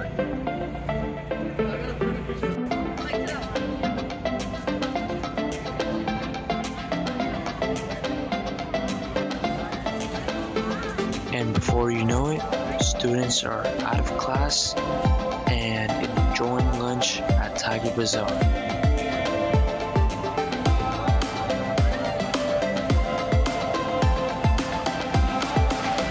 How does Tiger Bazaar help your club? Hi, my name is Victoria, and Tiger Bazaar helps our club because we're able to spread the word and make our club more well-known, and also we're able to raise funds for the club's expenses like the cords and the stoves for our members right now.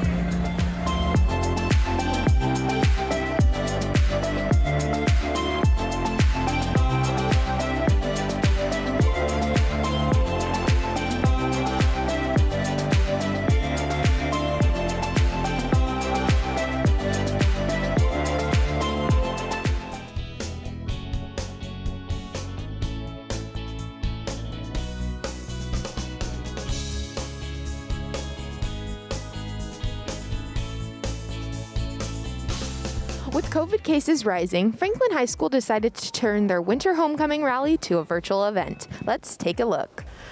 My name is Dawn Williams, and I'm the media teacher at Franklin High School. I'm Natalie Wells. I teach PE, and I am the Link Crew Coordinator. The idea behind the virtual rally began with Miss Wells and I. We proposed an indoor rally, and then as we proposed that in December before we even went off on break, and then as COVID cases and just, I think, anxiety of even like meeting back in person kind of came to be. We tried to think of different ways to still hold the rally. I would say it was very different with all of the technology that we had to use. From a tech side, the rally was a cooperation between all the directors, the camera operators, and the people in the van, as well as the people from SECC. We were constantly communicating with the camera people to grab shots, have them swap cameras, and then in the van we were going between videos to play, as well as constantly jumping between camera points. From the thought process of, hey, like we want to still have a rally, what could that look like, and just watching my rally directors like run with that, because those are also like link leaders, and so just seeing like their ideas come to fruition and creating different things and involving so many different people on our campus, and just the collaboration, being able to like pivot and see other people really shine in what they're gifted at. I think that has been really awesome for me. Seeing it afterward and hearing the feedback and how much people enjoyed it and stuff was really rewarding. We were all collaborating for the greater good of our school, and that just warmed my heart, because that's what we try to teach our kids every day, is we're just together to make it better for everybody else. We're so glad that our virtual event was such a success and was able to reach so many students here on campus. Reporting for Wildcat TV, I'm Rochelle. That wraps up the school news honorees. Lastly, we're now going to move into the instructional defining 2021 videos.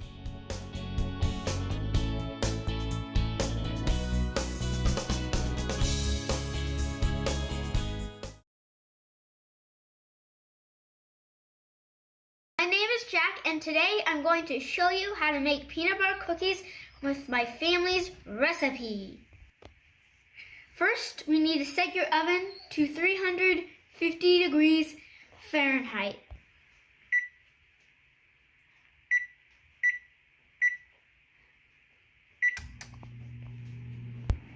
Then, make the dough.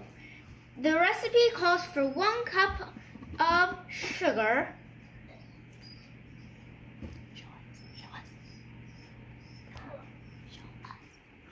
here is the sugar,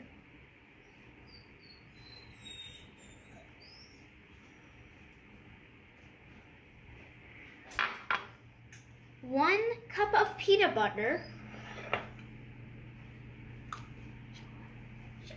here's peanut butter,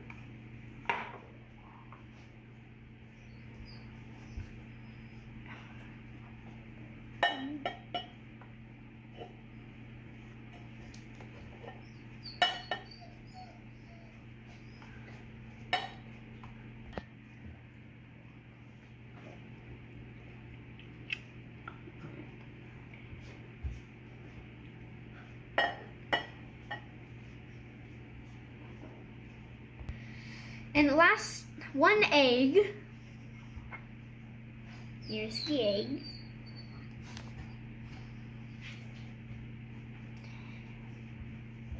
And lastly, 1 teaspoon of vanilla.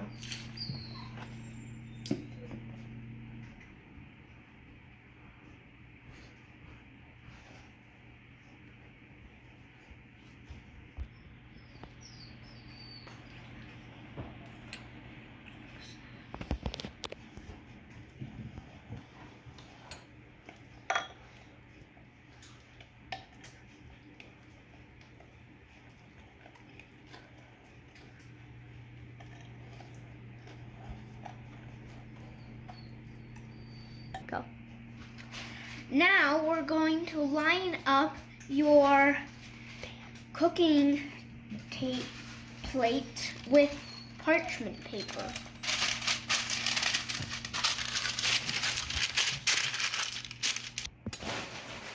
Can't see!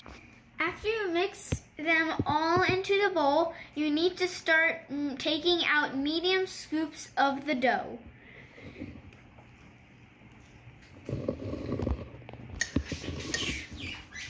After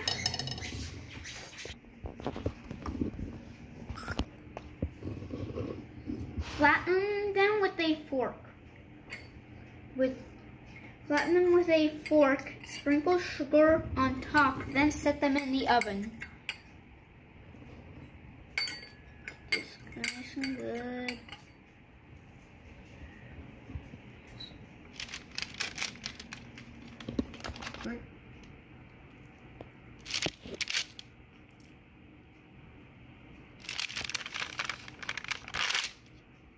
Action. You can have an adult help you. Set them in the oven for 8 to 10 minutes.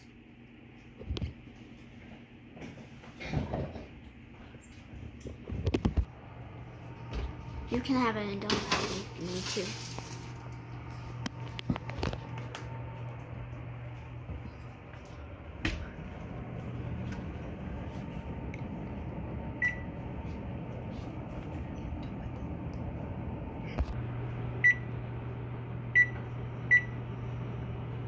Five, 4, 3, 2, 1.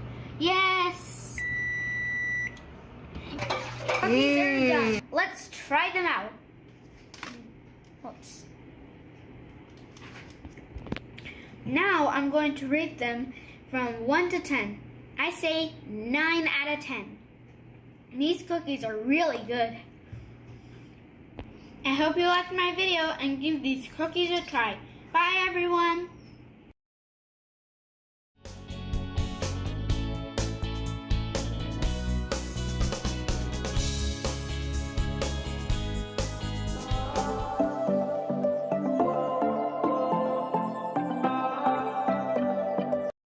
Hey, we're making pizza! Hi, I'm Connor. And I'm Paige. And today we're making Detroit-style pizza. Okay, what is Detroit-style pizza? Detroit-style pizza is the cheese goes all the way to the crust and is cooked in a steel pan. Okay. And the sauce also goes on top. Okay, that's interesting. Here's our ingredients. 612 grams of bread flour. Check. 68 grams of semolina. Yep. What's semolina, by the way? It's a special type of flour. Okay. 476 grams of water. Check. What was in the water that makes it so funky? It was yeast. 5.2 grams of yeast. Yep. Very important. 13.6 grams of salt. Check. And that's all. Now we need to mix it up. What's that? It's a Danish dough whisk. Why are you doing that though? So it gets all doughy. Okay.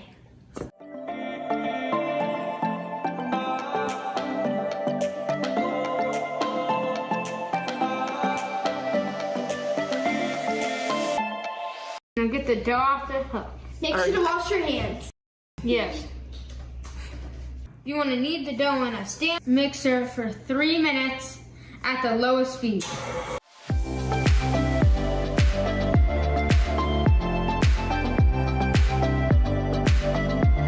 Mix on second speed for 2 minutes. Now you de-boil it and put some olive oil in the bowl.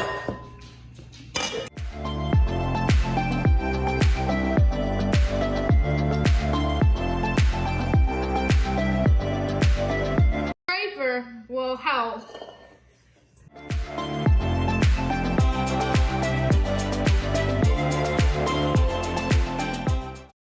Cover the bowl and let it rest for 30 minutes. The shower cap works great for covering the bowl. 30-minute trampoline break. Let's go.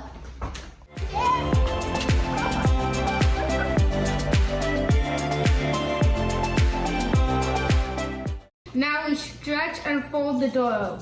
First get your one hand with olive oil all over it, and then slowly bring it up and fold it over. Now do that again.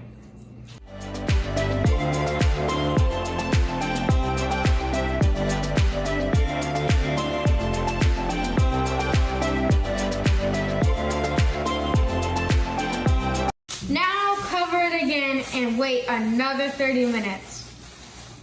Quad break. Where did that net go? Sorry. favorite ears. It is my favorite. Oh, hair gel. Now separate the dough into 2 oil containers.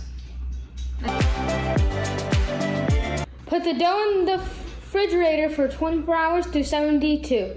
The dough was rising in the fridge for 3 days. And this is what it ends up looking like. I got a bubble. And these are the special pans that you can use that you need to put some olive oil in. Then you rub the oil all around the sides and on the bottom. Detroit style pizza got its name because they used to use these types of pans in cars and oil pans, but then they started using them for pizza. But of course they cleaned them out first. Slowly press it all out to the edges. That's me, I first popped the bubbles. And it's okay if it doesn't make all the way to the edges, since we'll let it rest.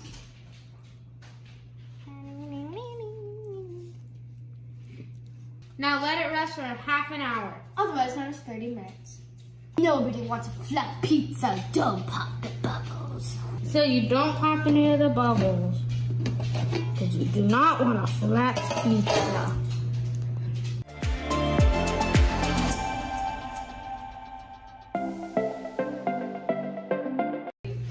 Now you cover it and let it rise for 2 to 3 hours. And wash your hands when you're done. It has rested for 3 hours, and now we're gonna par bake it for 5 minutes in an oven at 450 degrees. And this is the part where you need an adult's help. Yep. Bake for 450 degrees.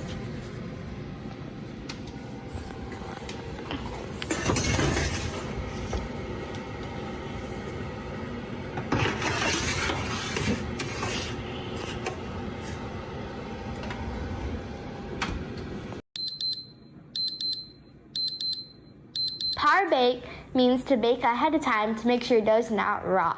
This is what the dough looks like after it is par baked. You can still see it looks a bit raw or uncooked. Now the pizza's been par baked, and now we have Monterey Jack and mozzarella cheese. So you can either put all cheese on and then pepperoni, or pepperoni then cheese and then sauce, or you can bake it and then put the sauce on, or you can bake it with the sauce. The sauce has to go last though. So let's start putting our cheese or pepperoni on.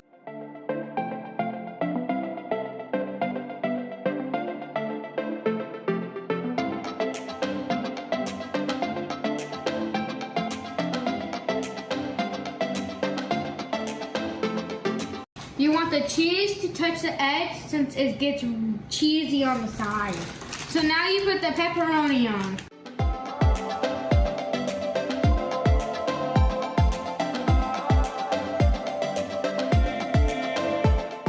Now we're gonna add the sauce. You can do it any way you want. You can do it diagonal or up and down. Be creative. Side to side, or just drizzle it on.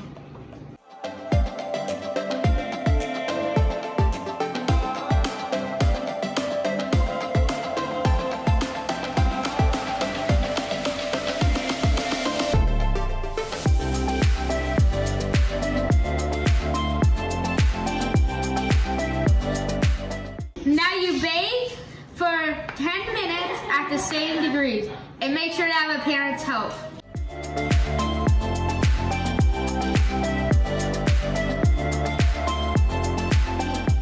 Now you will add some Parmesan cheese with this grater.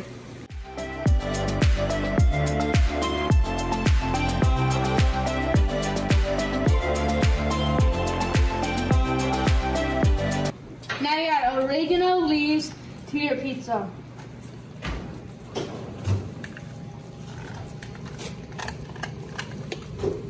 So now he is cutting the edges so it will come out when you put it on a cutting board. So it will be easier.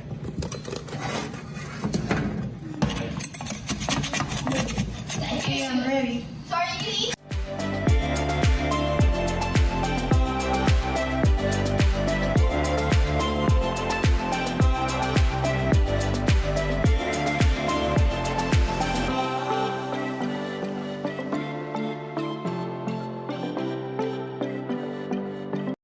Now we cut it with the pizza cutter.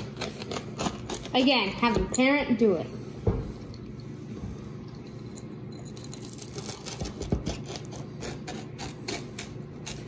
Now done cutting, and we can eat the pizza now. How would you rate it 100 out of 10 stars? 10. 11. That's not possible.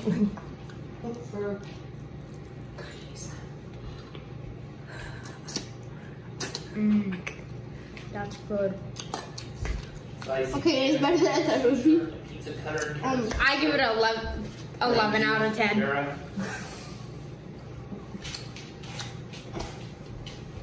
10 out of 10 is good.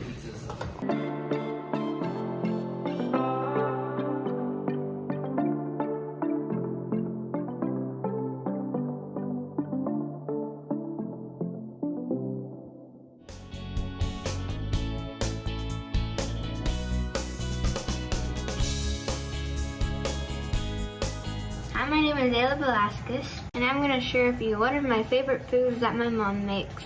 It's called Avogida, and it's meatball soup. The ingredients are tomatoes, onions, cilantro, or you could use fresh mint, 2 eggs, carrots, and Brussels sprouts, red potatoes, ground turkey, and zucchini, white rice, salt and pepper, and lemon. First, you cut up the potatoes into cubes and pour them into the stock pot. While the potatoes are boiling, dice the tomatoes, onions, and cilantro. Cut your zucchinis in half. I'm using the green and yellow kind. And cut the bottom of the Brussels sprouts off. And then cut the Brussels sprouts in half. Peel your carrots and cut in 1/4 inch circles. Get 1 cup of white rice. We use jasmine rice. You'll mix the ground turkey with the 2 eggs, tomatoes, cilantro, onions, and rice, and 2 tablespoons of salt, and mix it up with your hands.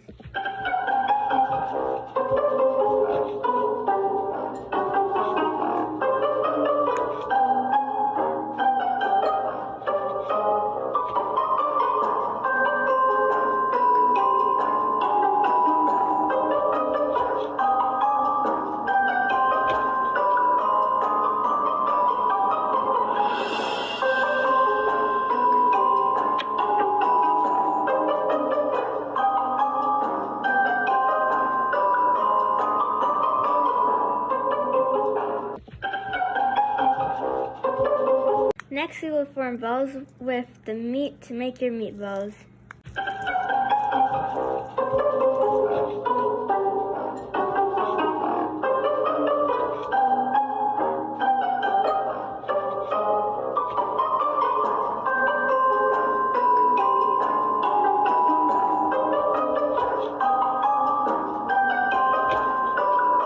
When you're done making the meatballs, they're ready to go into the stock pot with your potatoes.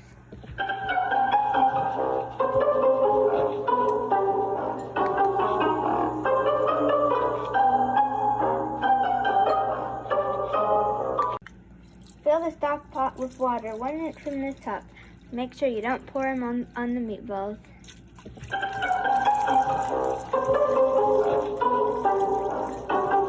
Add the rest of the vegetables into the pot.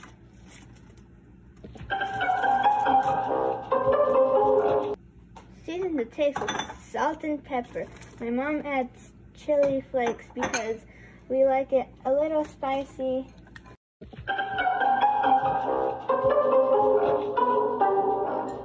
Boil for 45 minutes or until all vegetables are soft.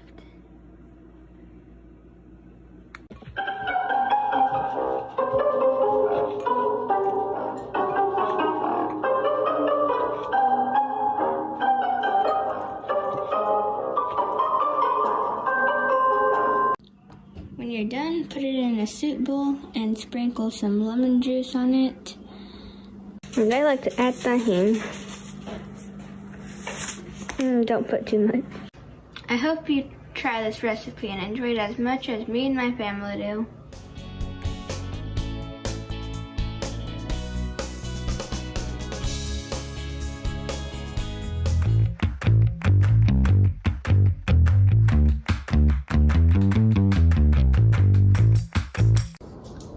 Hello, I'm Blake B, and today I'm going to show you how to make banana bread. So the ingredients are 4 to 5 very ripe bananas, sea salt, vanilla extract, a stick of butter, baking soda, 2 large eggs, beaten, all-purpose flour, brown sugar, a pan, a mixing machine, and non-stick spray to make the pan not sticky. You also want to mash the bananas, like this.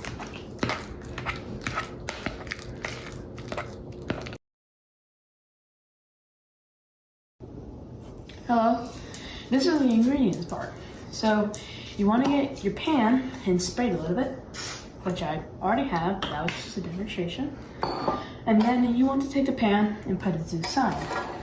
Then the ingredients are 1 3/4 of all-purpose flour, 1 stick of butter, a cup of brown sugar, a little dollop of vanilla extract, 2 eggs, large, 1 teaspoon of baking powder, half a teaspoon of salt, and your 4 or 5 mashed. Hello, welcome back. So now we are going to add the ingredients. So first, you're going to add your 2 large eggs first. Then you're going to get your fully melted stick of butter, put it in here. Cooled, remember. And you also need your little dollop of vanilla extract. Remember, not too much. Now, we're going to add the solids first. And also a little trick, you don't have to add the salt or baking powder in by itself. You can add it to the flour, just like that. See, just like that. And also, you want to stir it, but I don't have a fork, so I'm just going to use this. Just like that. And now we're going to add this in gently. Don't make a mess. There we go. And now you're going to take your cup of brown sugar, add it in there. And also, you want to put this down. Put it into the log fluid. And then you want to start mixing. And while it's doing that, you gotta get your bananas out. Let that mix for a little bit.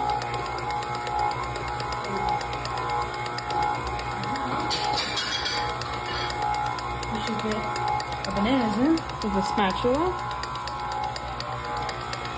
Gently add it in one at a time.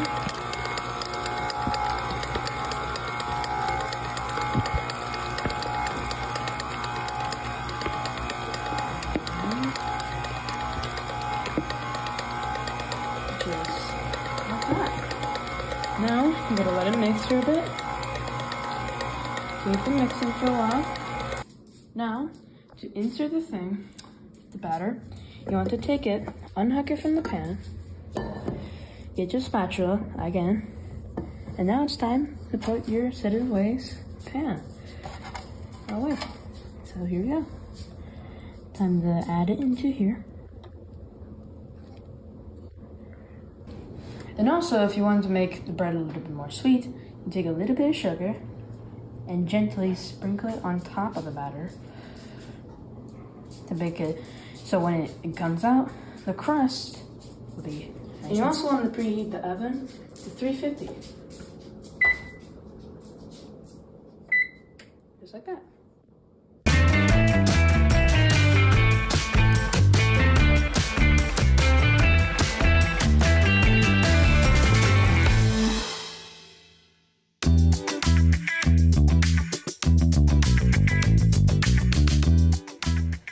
Now, it's time to take the banana bread out of the oven. Here we go.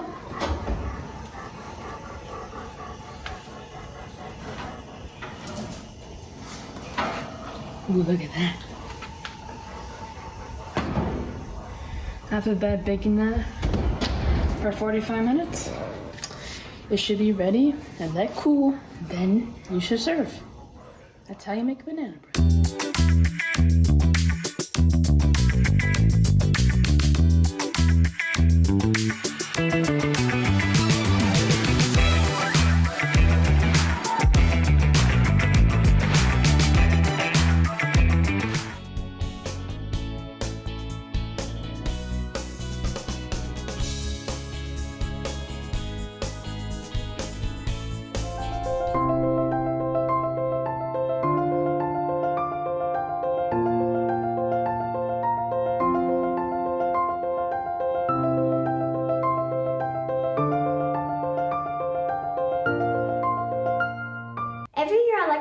a vision board to help me focus on my goals for the year. A vision board is a great way to visualize what you want for your home and school life. My vision board helps me stay focused on what I want to bring into my life. Here are 3 easy steps on how to create a vision board.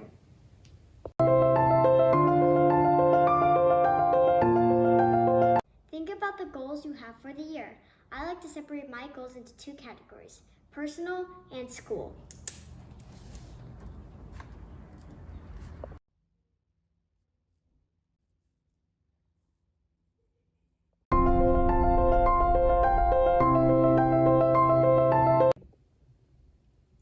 Step 2. Pick out pictures that represent those goals. You can find old magazines or pictures from the internet.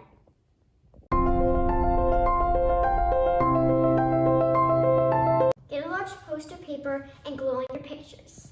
I like to write words that help me remember my goals.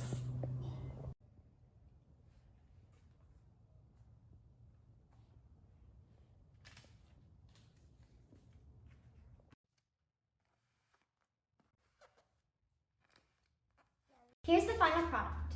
Over here are my school goals, my eating goals, my friendship goals, and my travel goals. Now put your vision board in a place where you know you see it. Your room, the door to your house, wherever works best for you.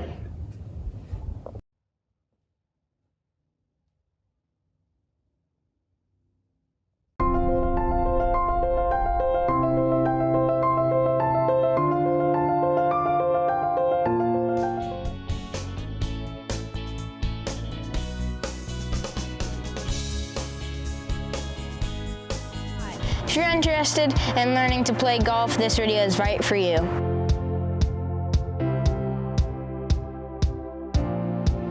Golf is a sport where you hit a golf ball with some clubs to make it go in a hole with as little swings as possible. There are 5 different areas in golf: the green, the tee box, the fairway, the rough, and hazards. The tee box is where you start, and when you're at the tee box, you should use a driver because that's what's going to get you the farthest. When you hit off the tee box, you're probably going to land on the fairway, and when you're on the fairway, you should try and use an iron. The green is the area that has the hole that you're trying to get your golf ball into. And when you're on the green, you typically want to use a putter. The rough is the area next to the fairway, and it is hard for your golf ball to move in, so you should try and avoid your golf ball landing in it. Finally, hazards. Hazards are the areas that you want to avoid the most because they can be sand traps or water. Sand traps are pretty hard to get out of. So if you landed one, you should use a sand wedge because that's what's gonna get you the highest chance of getting out. The water is the worst area to land in because if you land in it, you lose your golf ball, you try again, and it costs you 1 swing. When you swing, you want to make sure to keep your eye on the ball, follow through, and line up your feet so that the side of your feet is facing the hole. When you putt, you only want to do little swings or the ball will probably go too far. And you should try and use the line on your putter because it will help you aim. I hope this video helped improve your golf skills, and if you want to practice, go to any local golf range near you.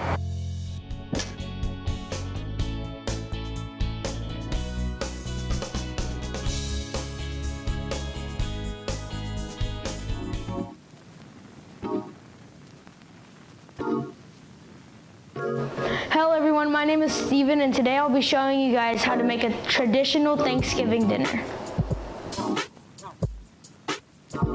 Here we have our turkey and what we're going to be using. So we have obviously our turkey, we have carrots, we have parsley, celery, garlic, chicken broth, stuffing, gravy, injectable butter, thyme, rosemary, apples, and our turkey brain.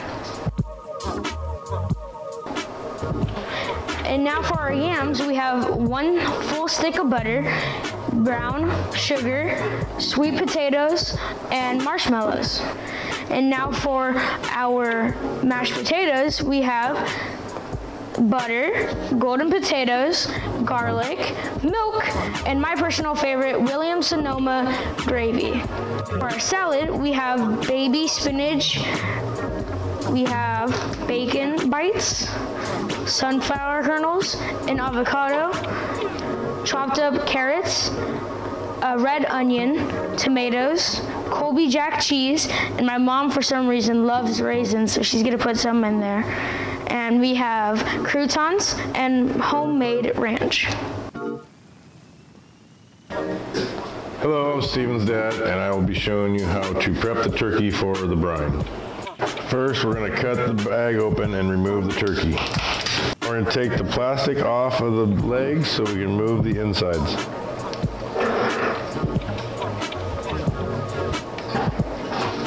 Neck bone.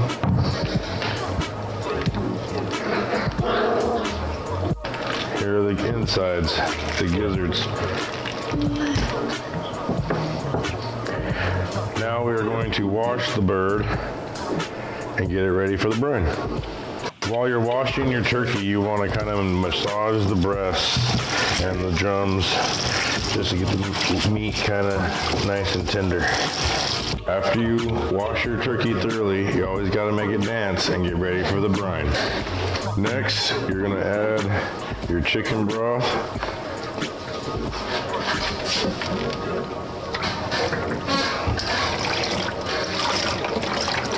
Now we're going to add our brine.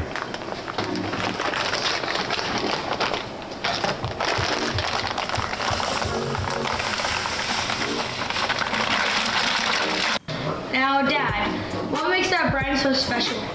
Herbs and Spices is from a radio show that I love. Now we're going to add 32 ounces of water. And to mix it.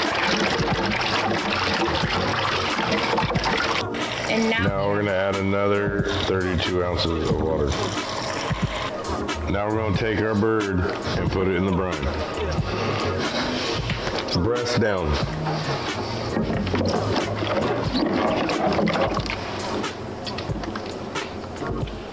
Now we're going to cover the bird with water and ice until it completely covers the whole bird.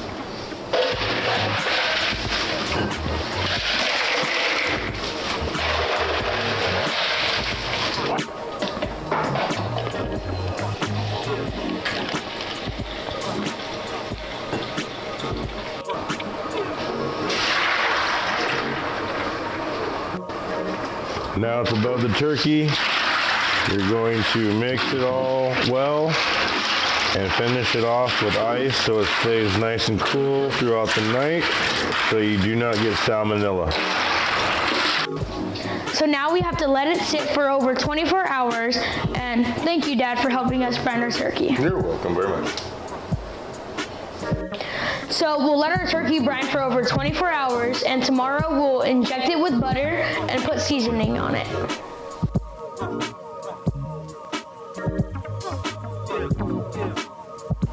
So guys, officially it has been over 24 hours, and now it's time to wash off the brine and inject it with juices and seasoning.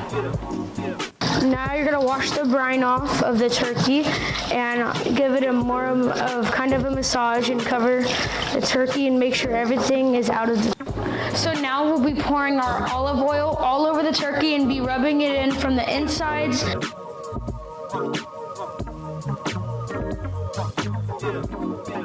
Now guys, you will want to put garlic powder and black pepper all over the bird so it's nice and seasoned. So now we'll be stuffing our turkey with our mix that has carrots, celery, onion, and garlic, and here we go.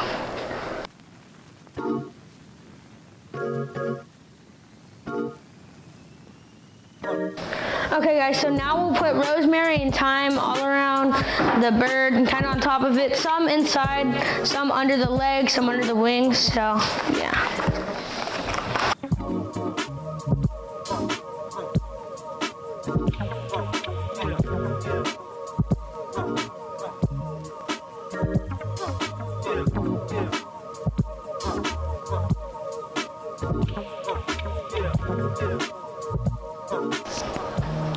So now me and my dad will put tinfoil all over the bird and then let it rest for the night. And then tomorrow we will cook it and stuff apples in it because otherwise the apples would rot. But yeah, here we go. Okay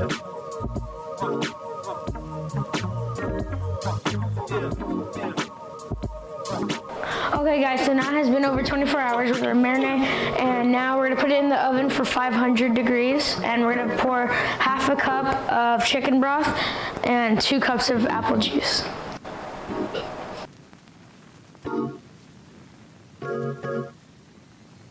Okay guys, so now it's time to put it in the oven, and my dad's gonna do it since it's super heavy. You gotta put legs back.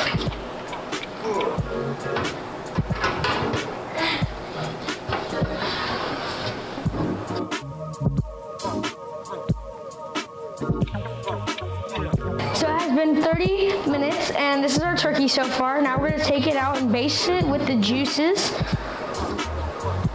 And basically cover the whole bird again, just trying to give it more flavor. And now we have to turn the oven down to 300 degrees. Now we're gonna check the turkey's temperature.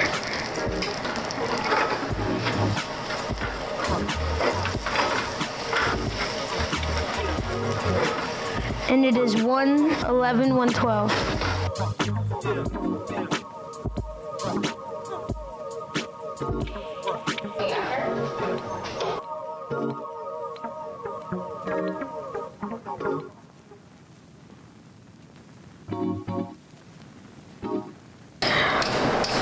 First, you're gonna wanna peel your potatoes, then you're gonna wanna wash them in cold water, and then you're gonna wanna boil them. And this is our mashed potatoes in the cold water. So here is our potatoes boiling, and now we're gonna add kosher salt. And now for our potatoes here, as you can see, it's starting to boil up a little bit. And yeah, soon we'll smash them and then get ready for mashed potatoes. So guys, now we'll be smashing our potatoes. And then after we're done smashing our potatoes, we'll put it in with milk and butter. Here's the sweet potatoes, and now it's time to add the mix. What my family does is that our mix is brown sugar and butter. So here's me mixing some of the brown sugar mix. Now we'll be pouring our mixture into the yams. Okay guys, this is our yams after we put in our brown sugar mix and the butter, and now it's time to put it in the oven for 350 for 1 hour.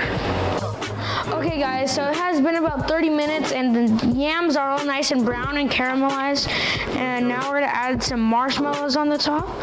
Let's give it a nice sweet, more of a sweet taste.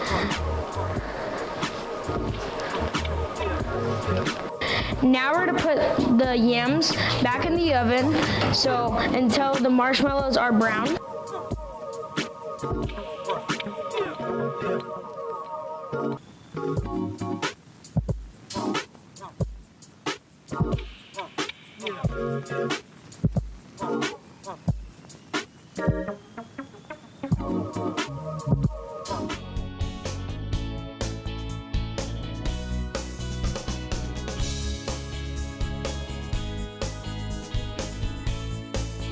In this video, you are going to be learning how to make gluten-free Oreo brownie cookies, or better known as brookies, with me, Maddie Bunsey Johnson, and Jilly Bunsey Johnson. The ingredients for the brownie batter is 2 eggs, 3/4 cup chocolate chips, a half cup of unsalted butter, half cup granulated sugar, half cup brown sugar, a 1/3 cup cocoa powder, 1 teaspoon of vanilla extract, and a half teaspoon of salt and a half cup of flour. Preheat the oven to 350 degrees. Spray the glass pan you're using with olive oil. Be sure to get all the sides and corners. Then, unwrap your stick of butter and microwave it for about 20 seconds.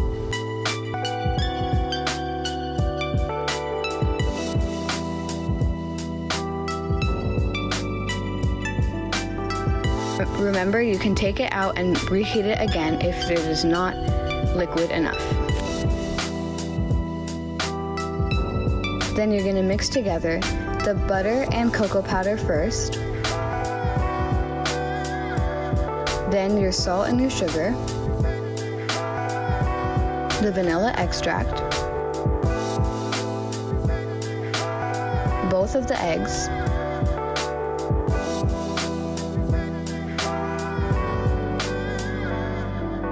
and flour.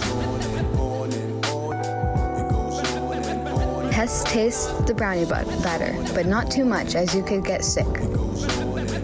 Add the chocolate chips to the brownie batter and then spread it evenly throughout the pan.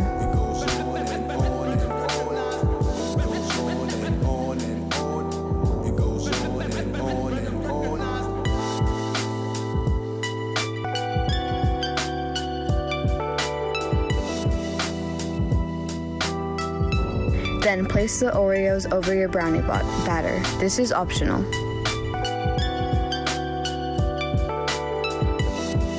And don't forget to taste test the Oreos this time.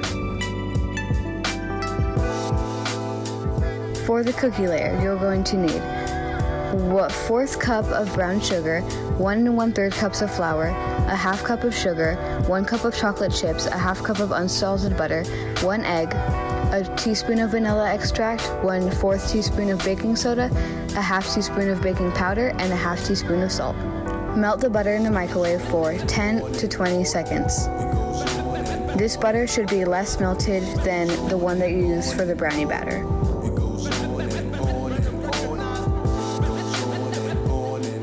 Mix together all of the dry ingredients that you used first. Then in a separate bowl, mix all the wet ingredients.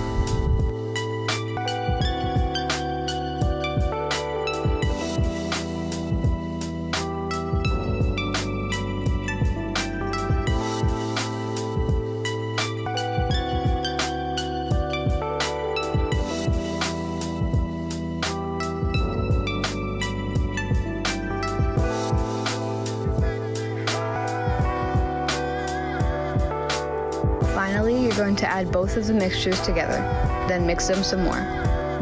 Roll and flatten out the cookie dough and layer it over the Oreos. I recommend bunching them into balls and then flattening them over the batter so that it's as even as possible. You don't want too many cracks.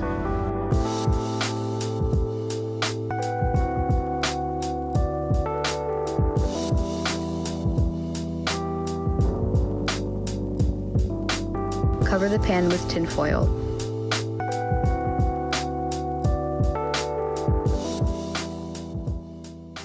Place it in the oven. Be sure to keep the tin foil on. We forgot to do that.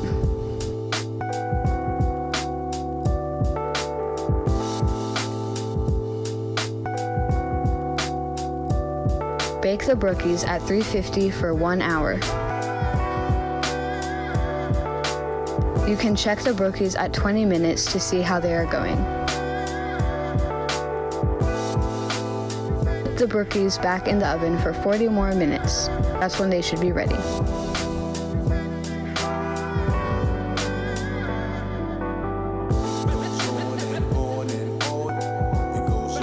And don't forget to take a water break if needed.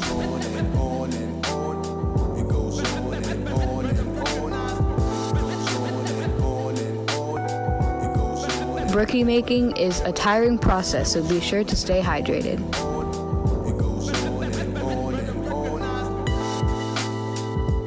Then cut the brookies into shareable sizes once they've cooled off and you've taken them out of the pan.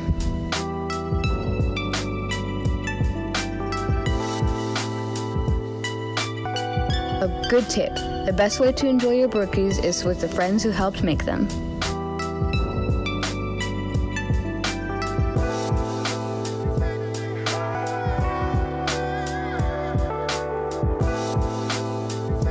This recipe is inspired by the Bunsey family. One of my sisters can't have dairy, so whenever we cook, we make sure she can have it.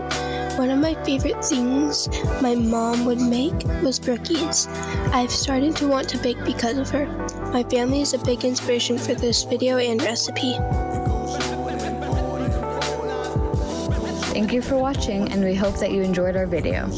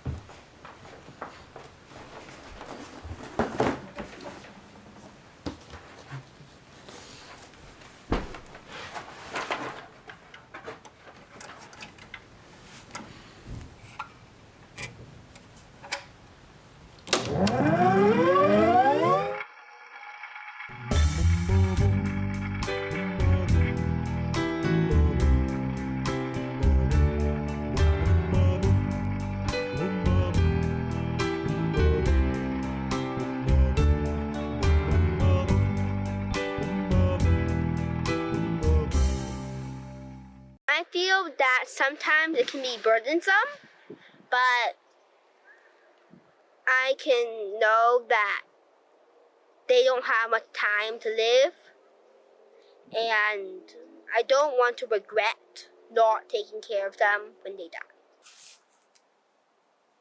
But how can we take care of our grandparents? First, set a regular time to visit and interact with them. For example, we set apart each Saturday night to visit and have dinner with my grandpa. For my grandmother who lives with us, we set a time to say good night to her before we go to bed. When she is not staying with us, we set a time to video conference with her during dinner time, even if it's just for a couple minutes. Second, grandchildren can provide entertainment for their grandparents. You can sing, hula hoop, dance, or just simply be silly. Third, assist the grandparent with personal care. For example, a grandchild's height is good for being a walking stick. We can get shopping carts for grandparents, help them to read fine print at the store, and hold doors for them.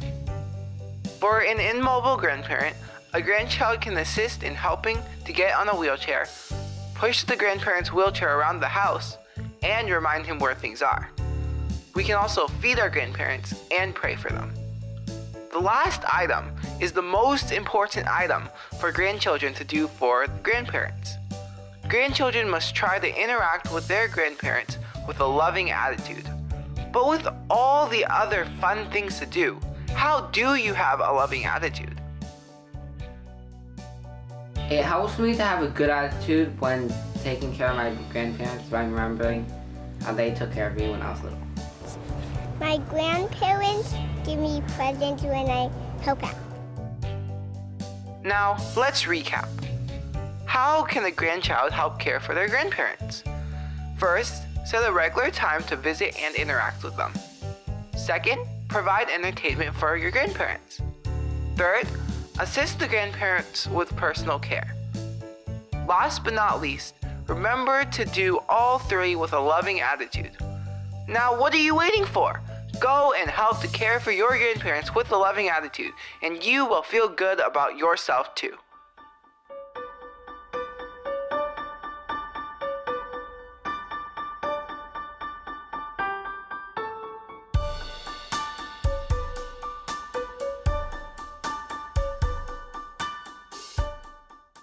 Congratulations to all the student producers that received a Define 2021 awards for their video. For the latest updates on this year's SEVA Awards Night on Sunday, May 1st, please visit secctv.org. We'll see you next week when we announce the finalists for this year's SEVA Awards at 5 p.m. each day right here on SECC Comcast 16. Thanks for joining us.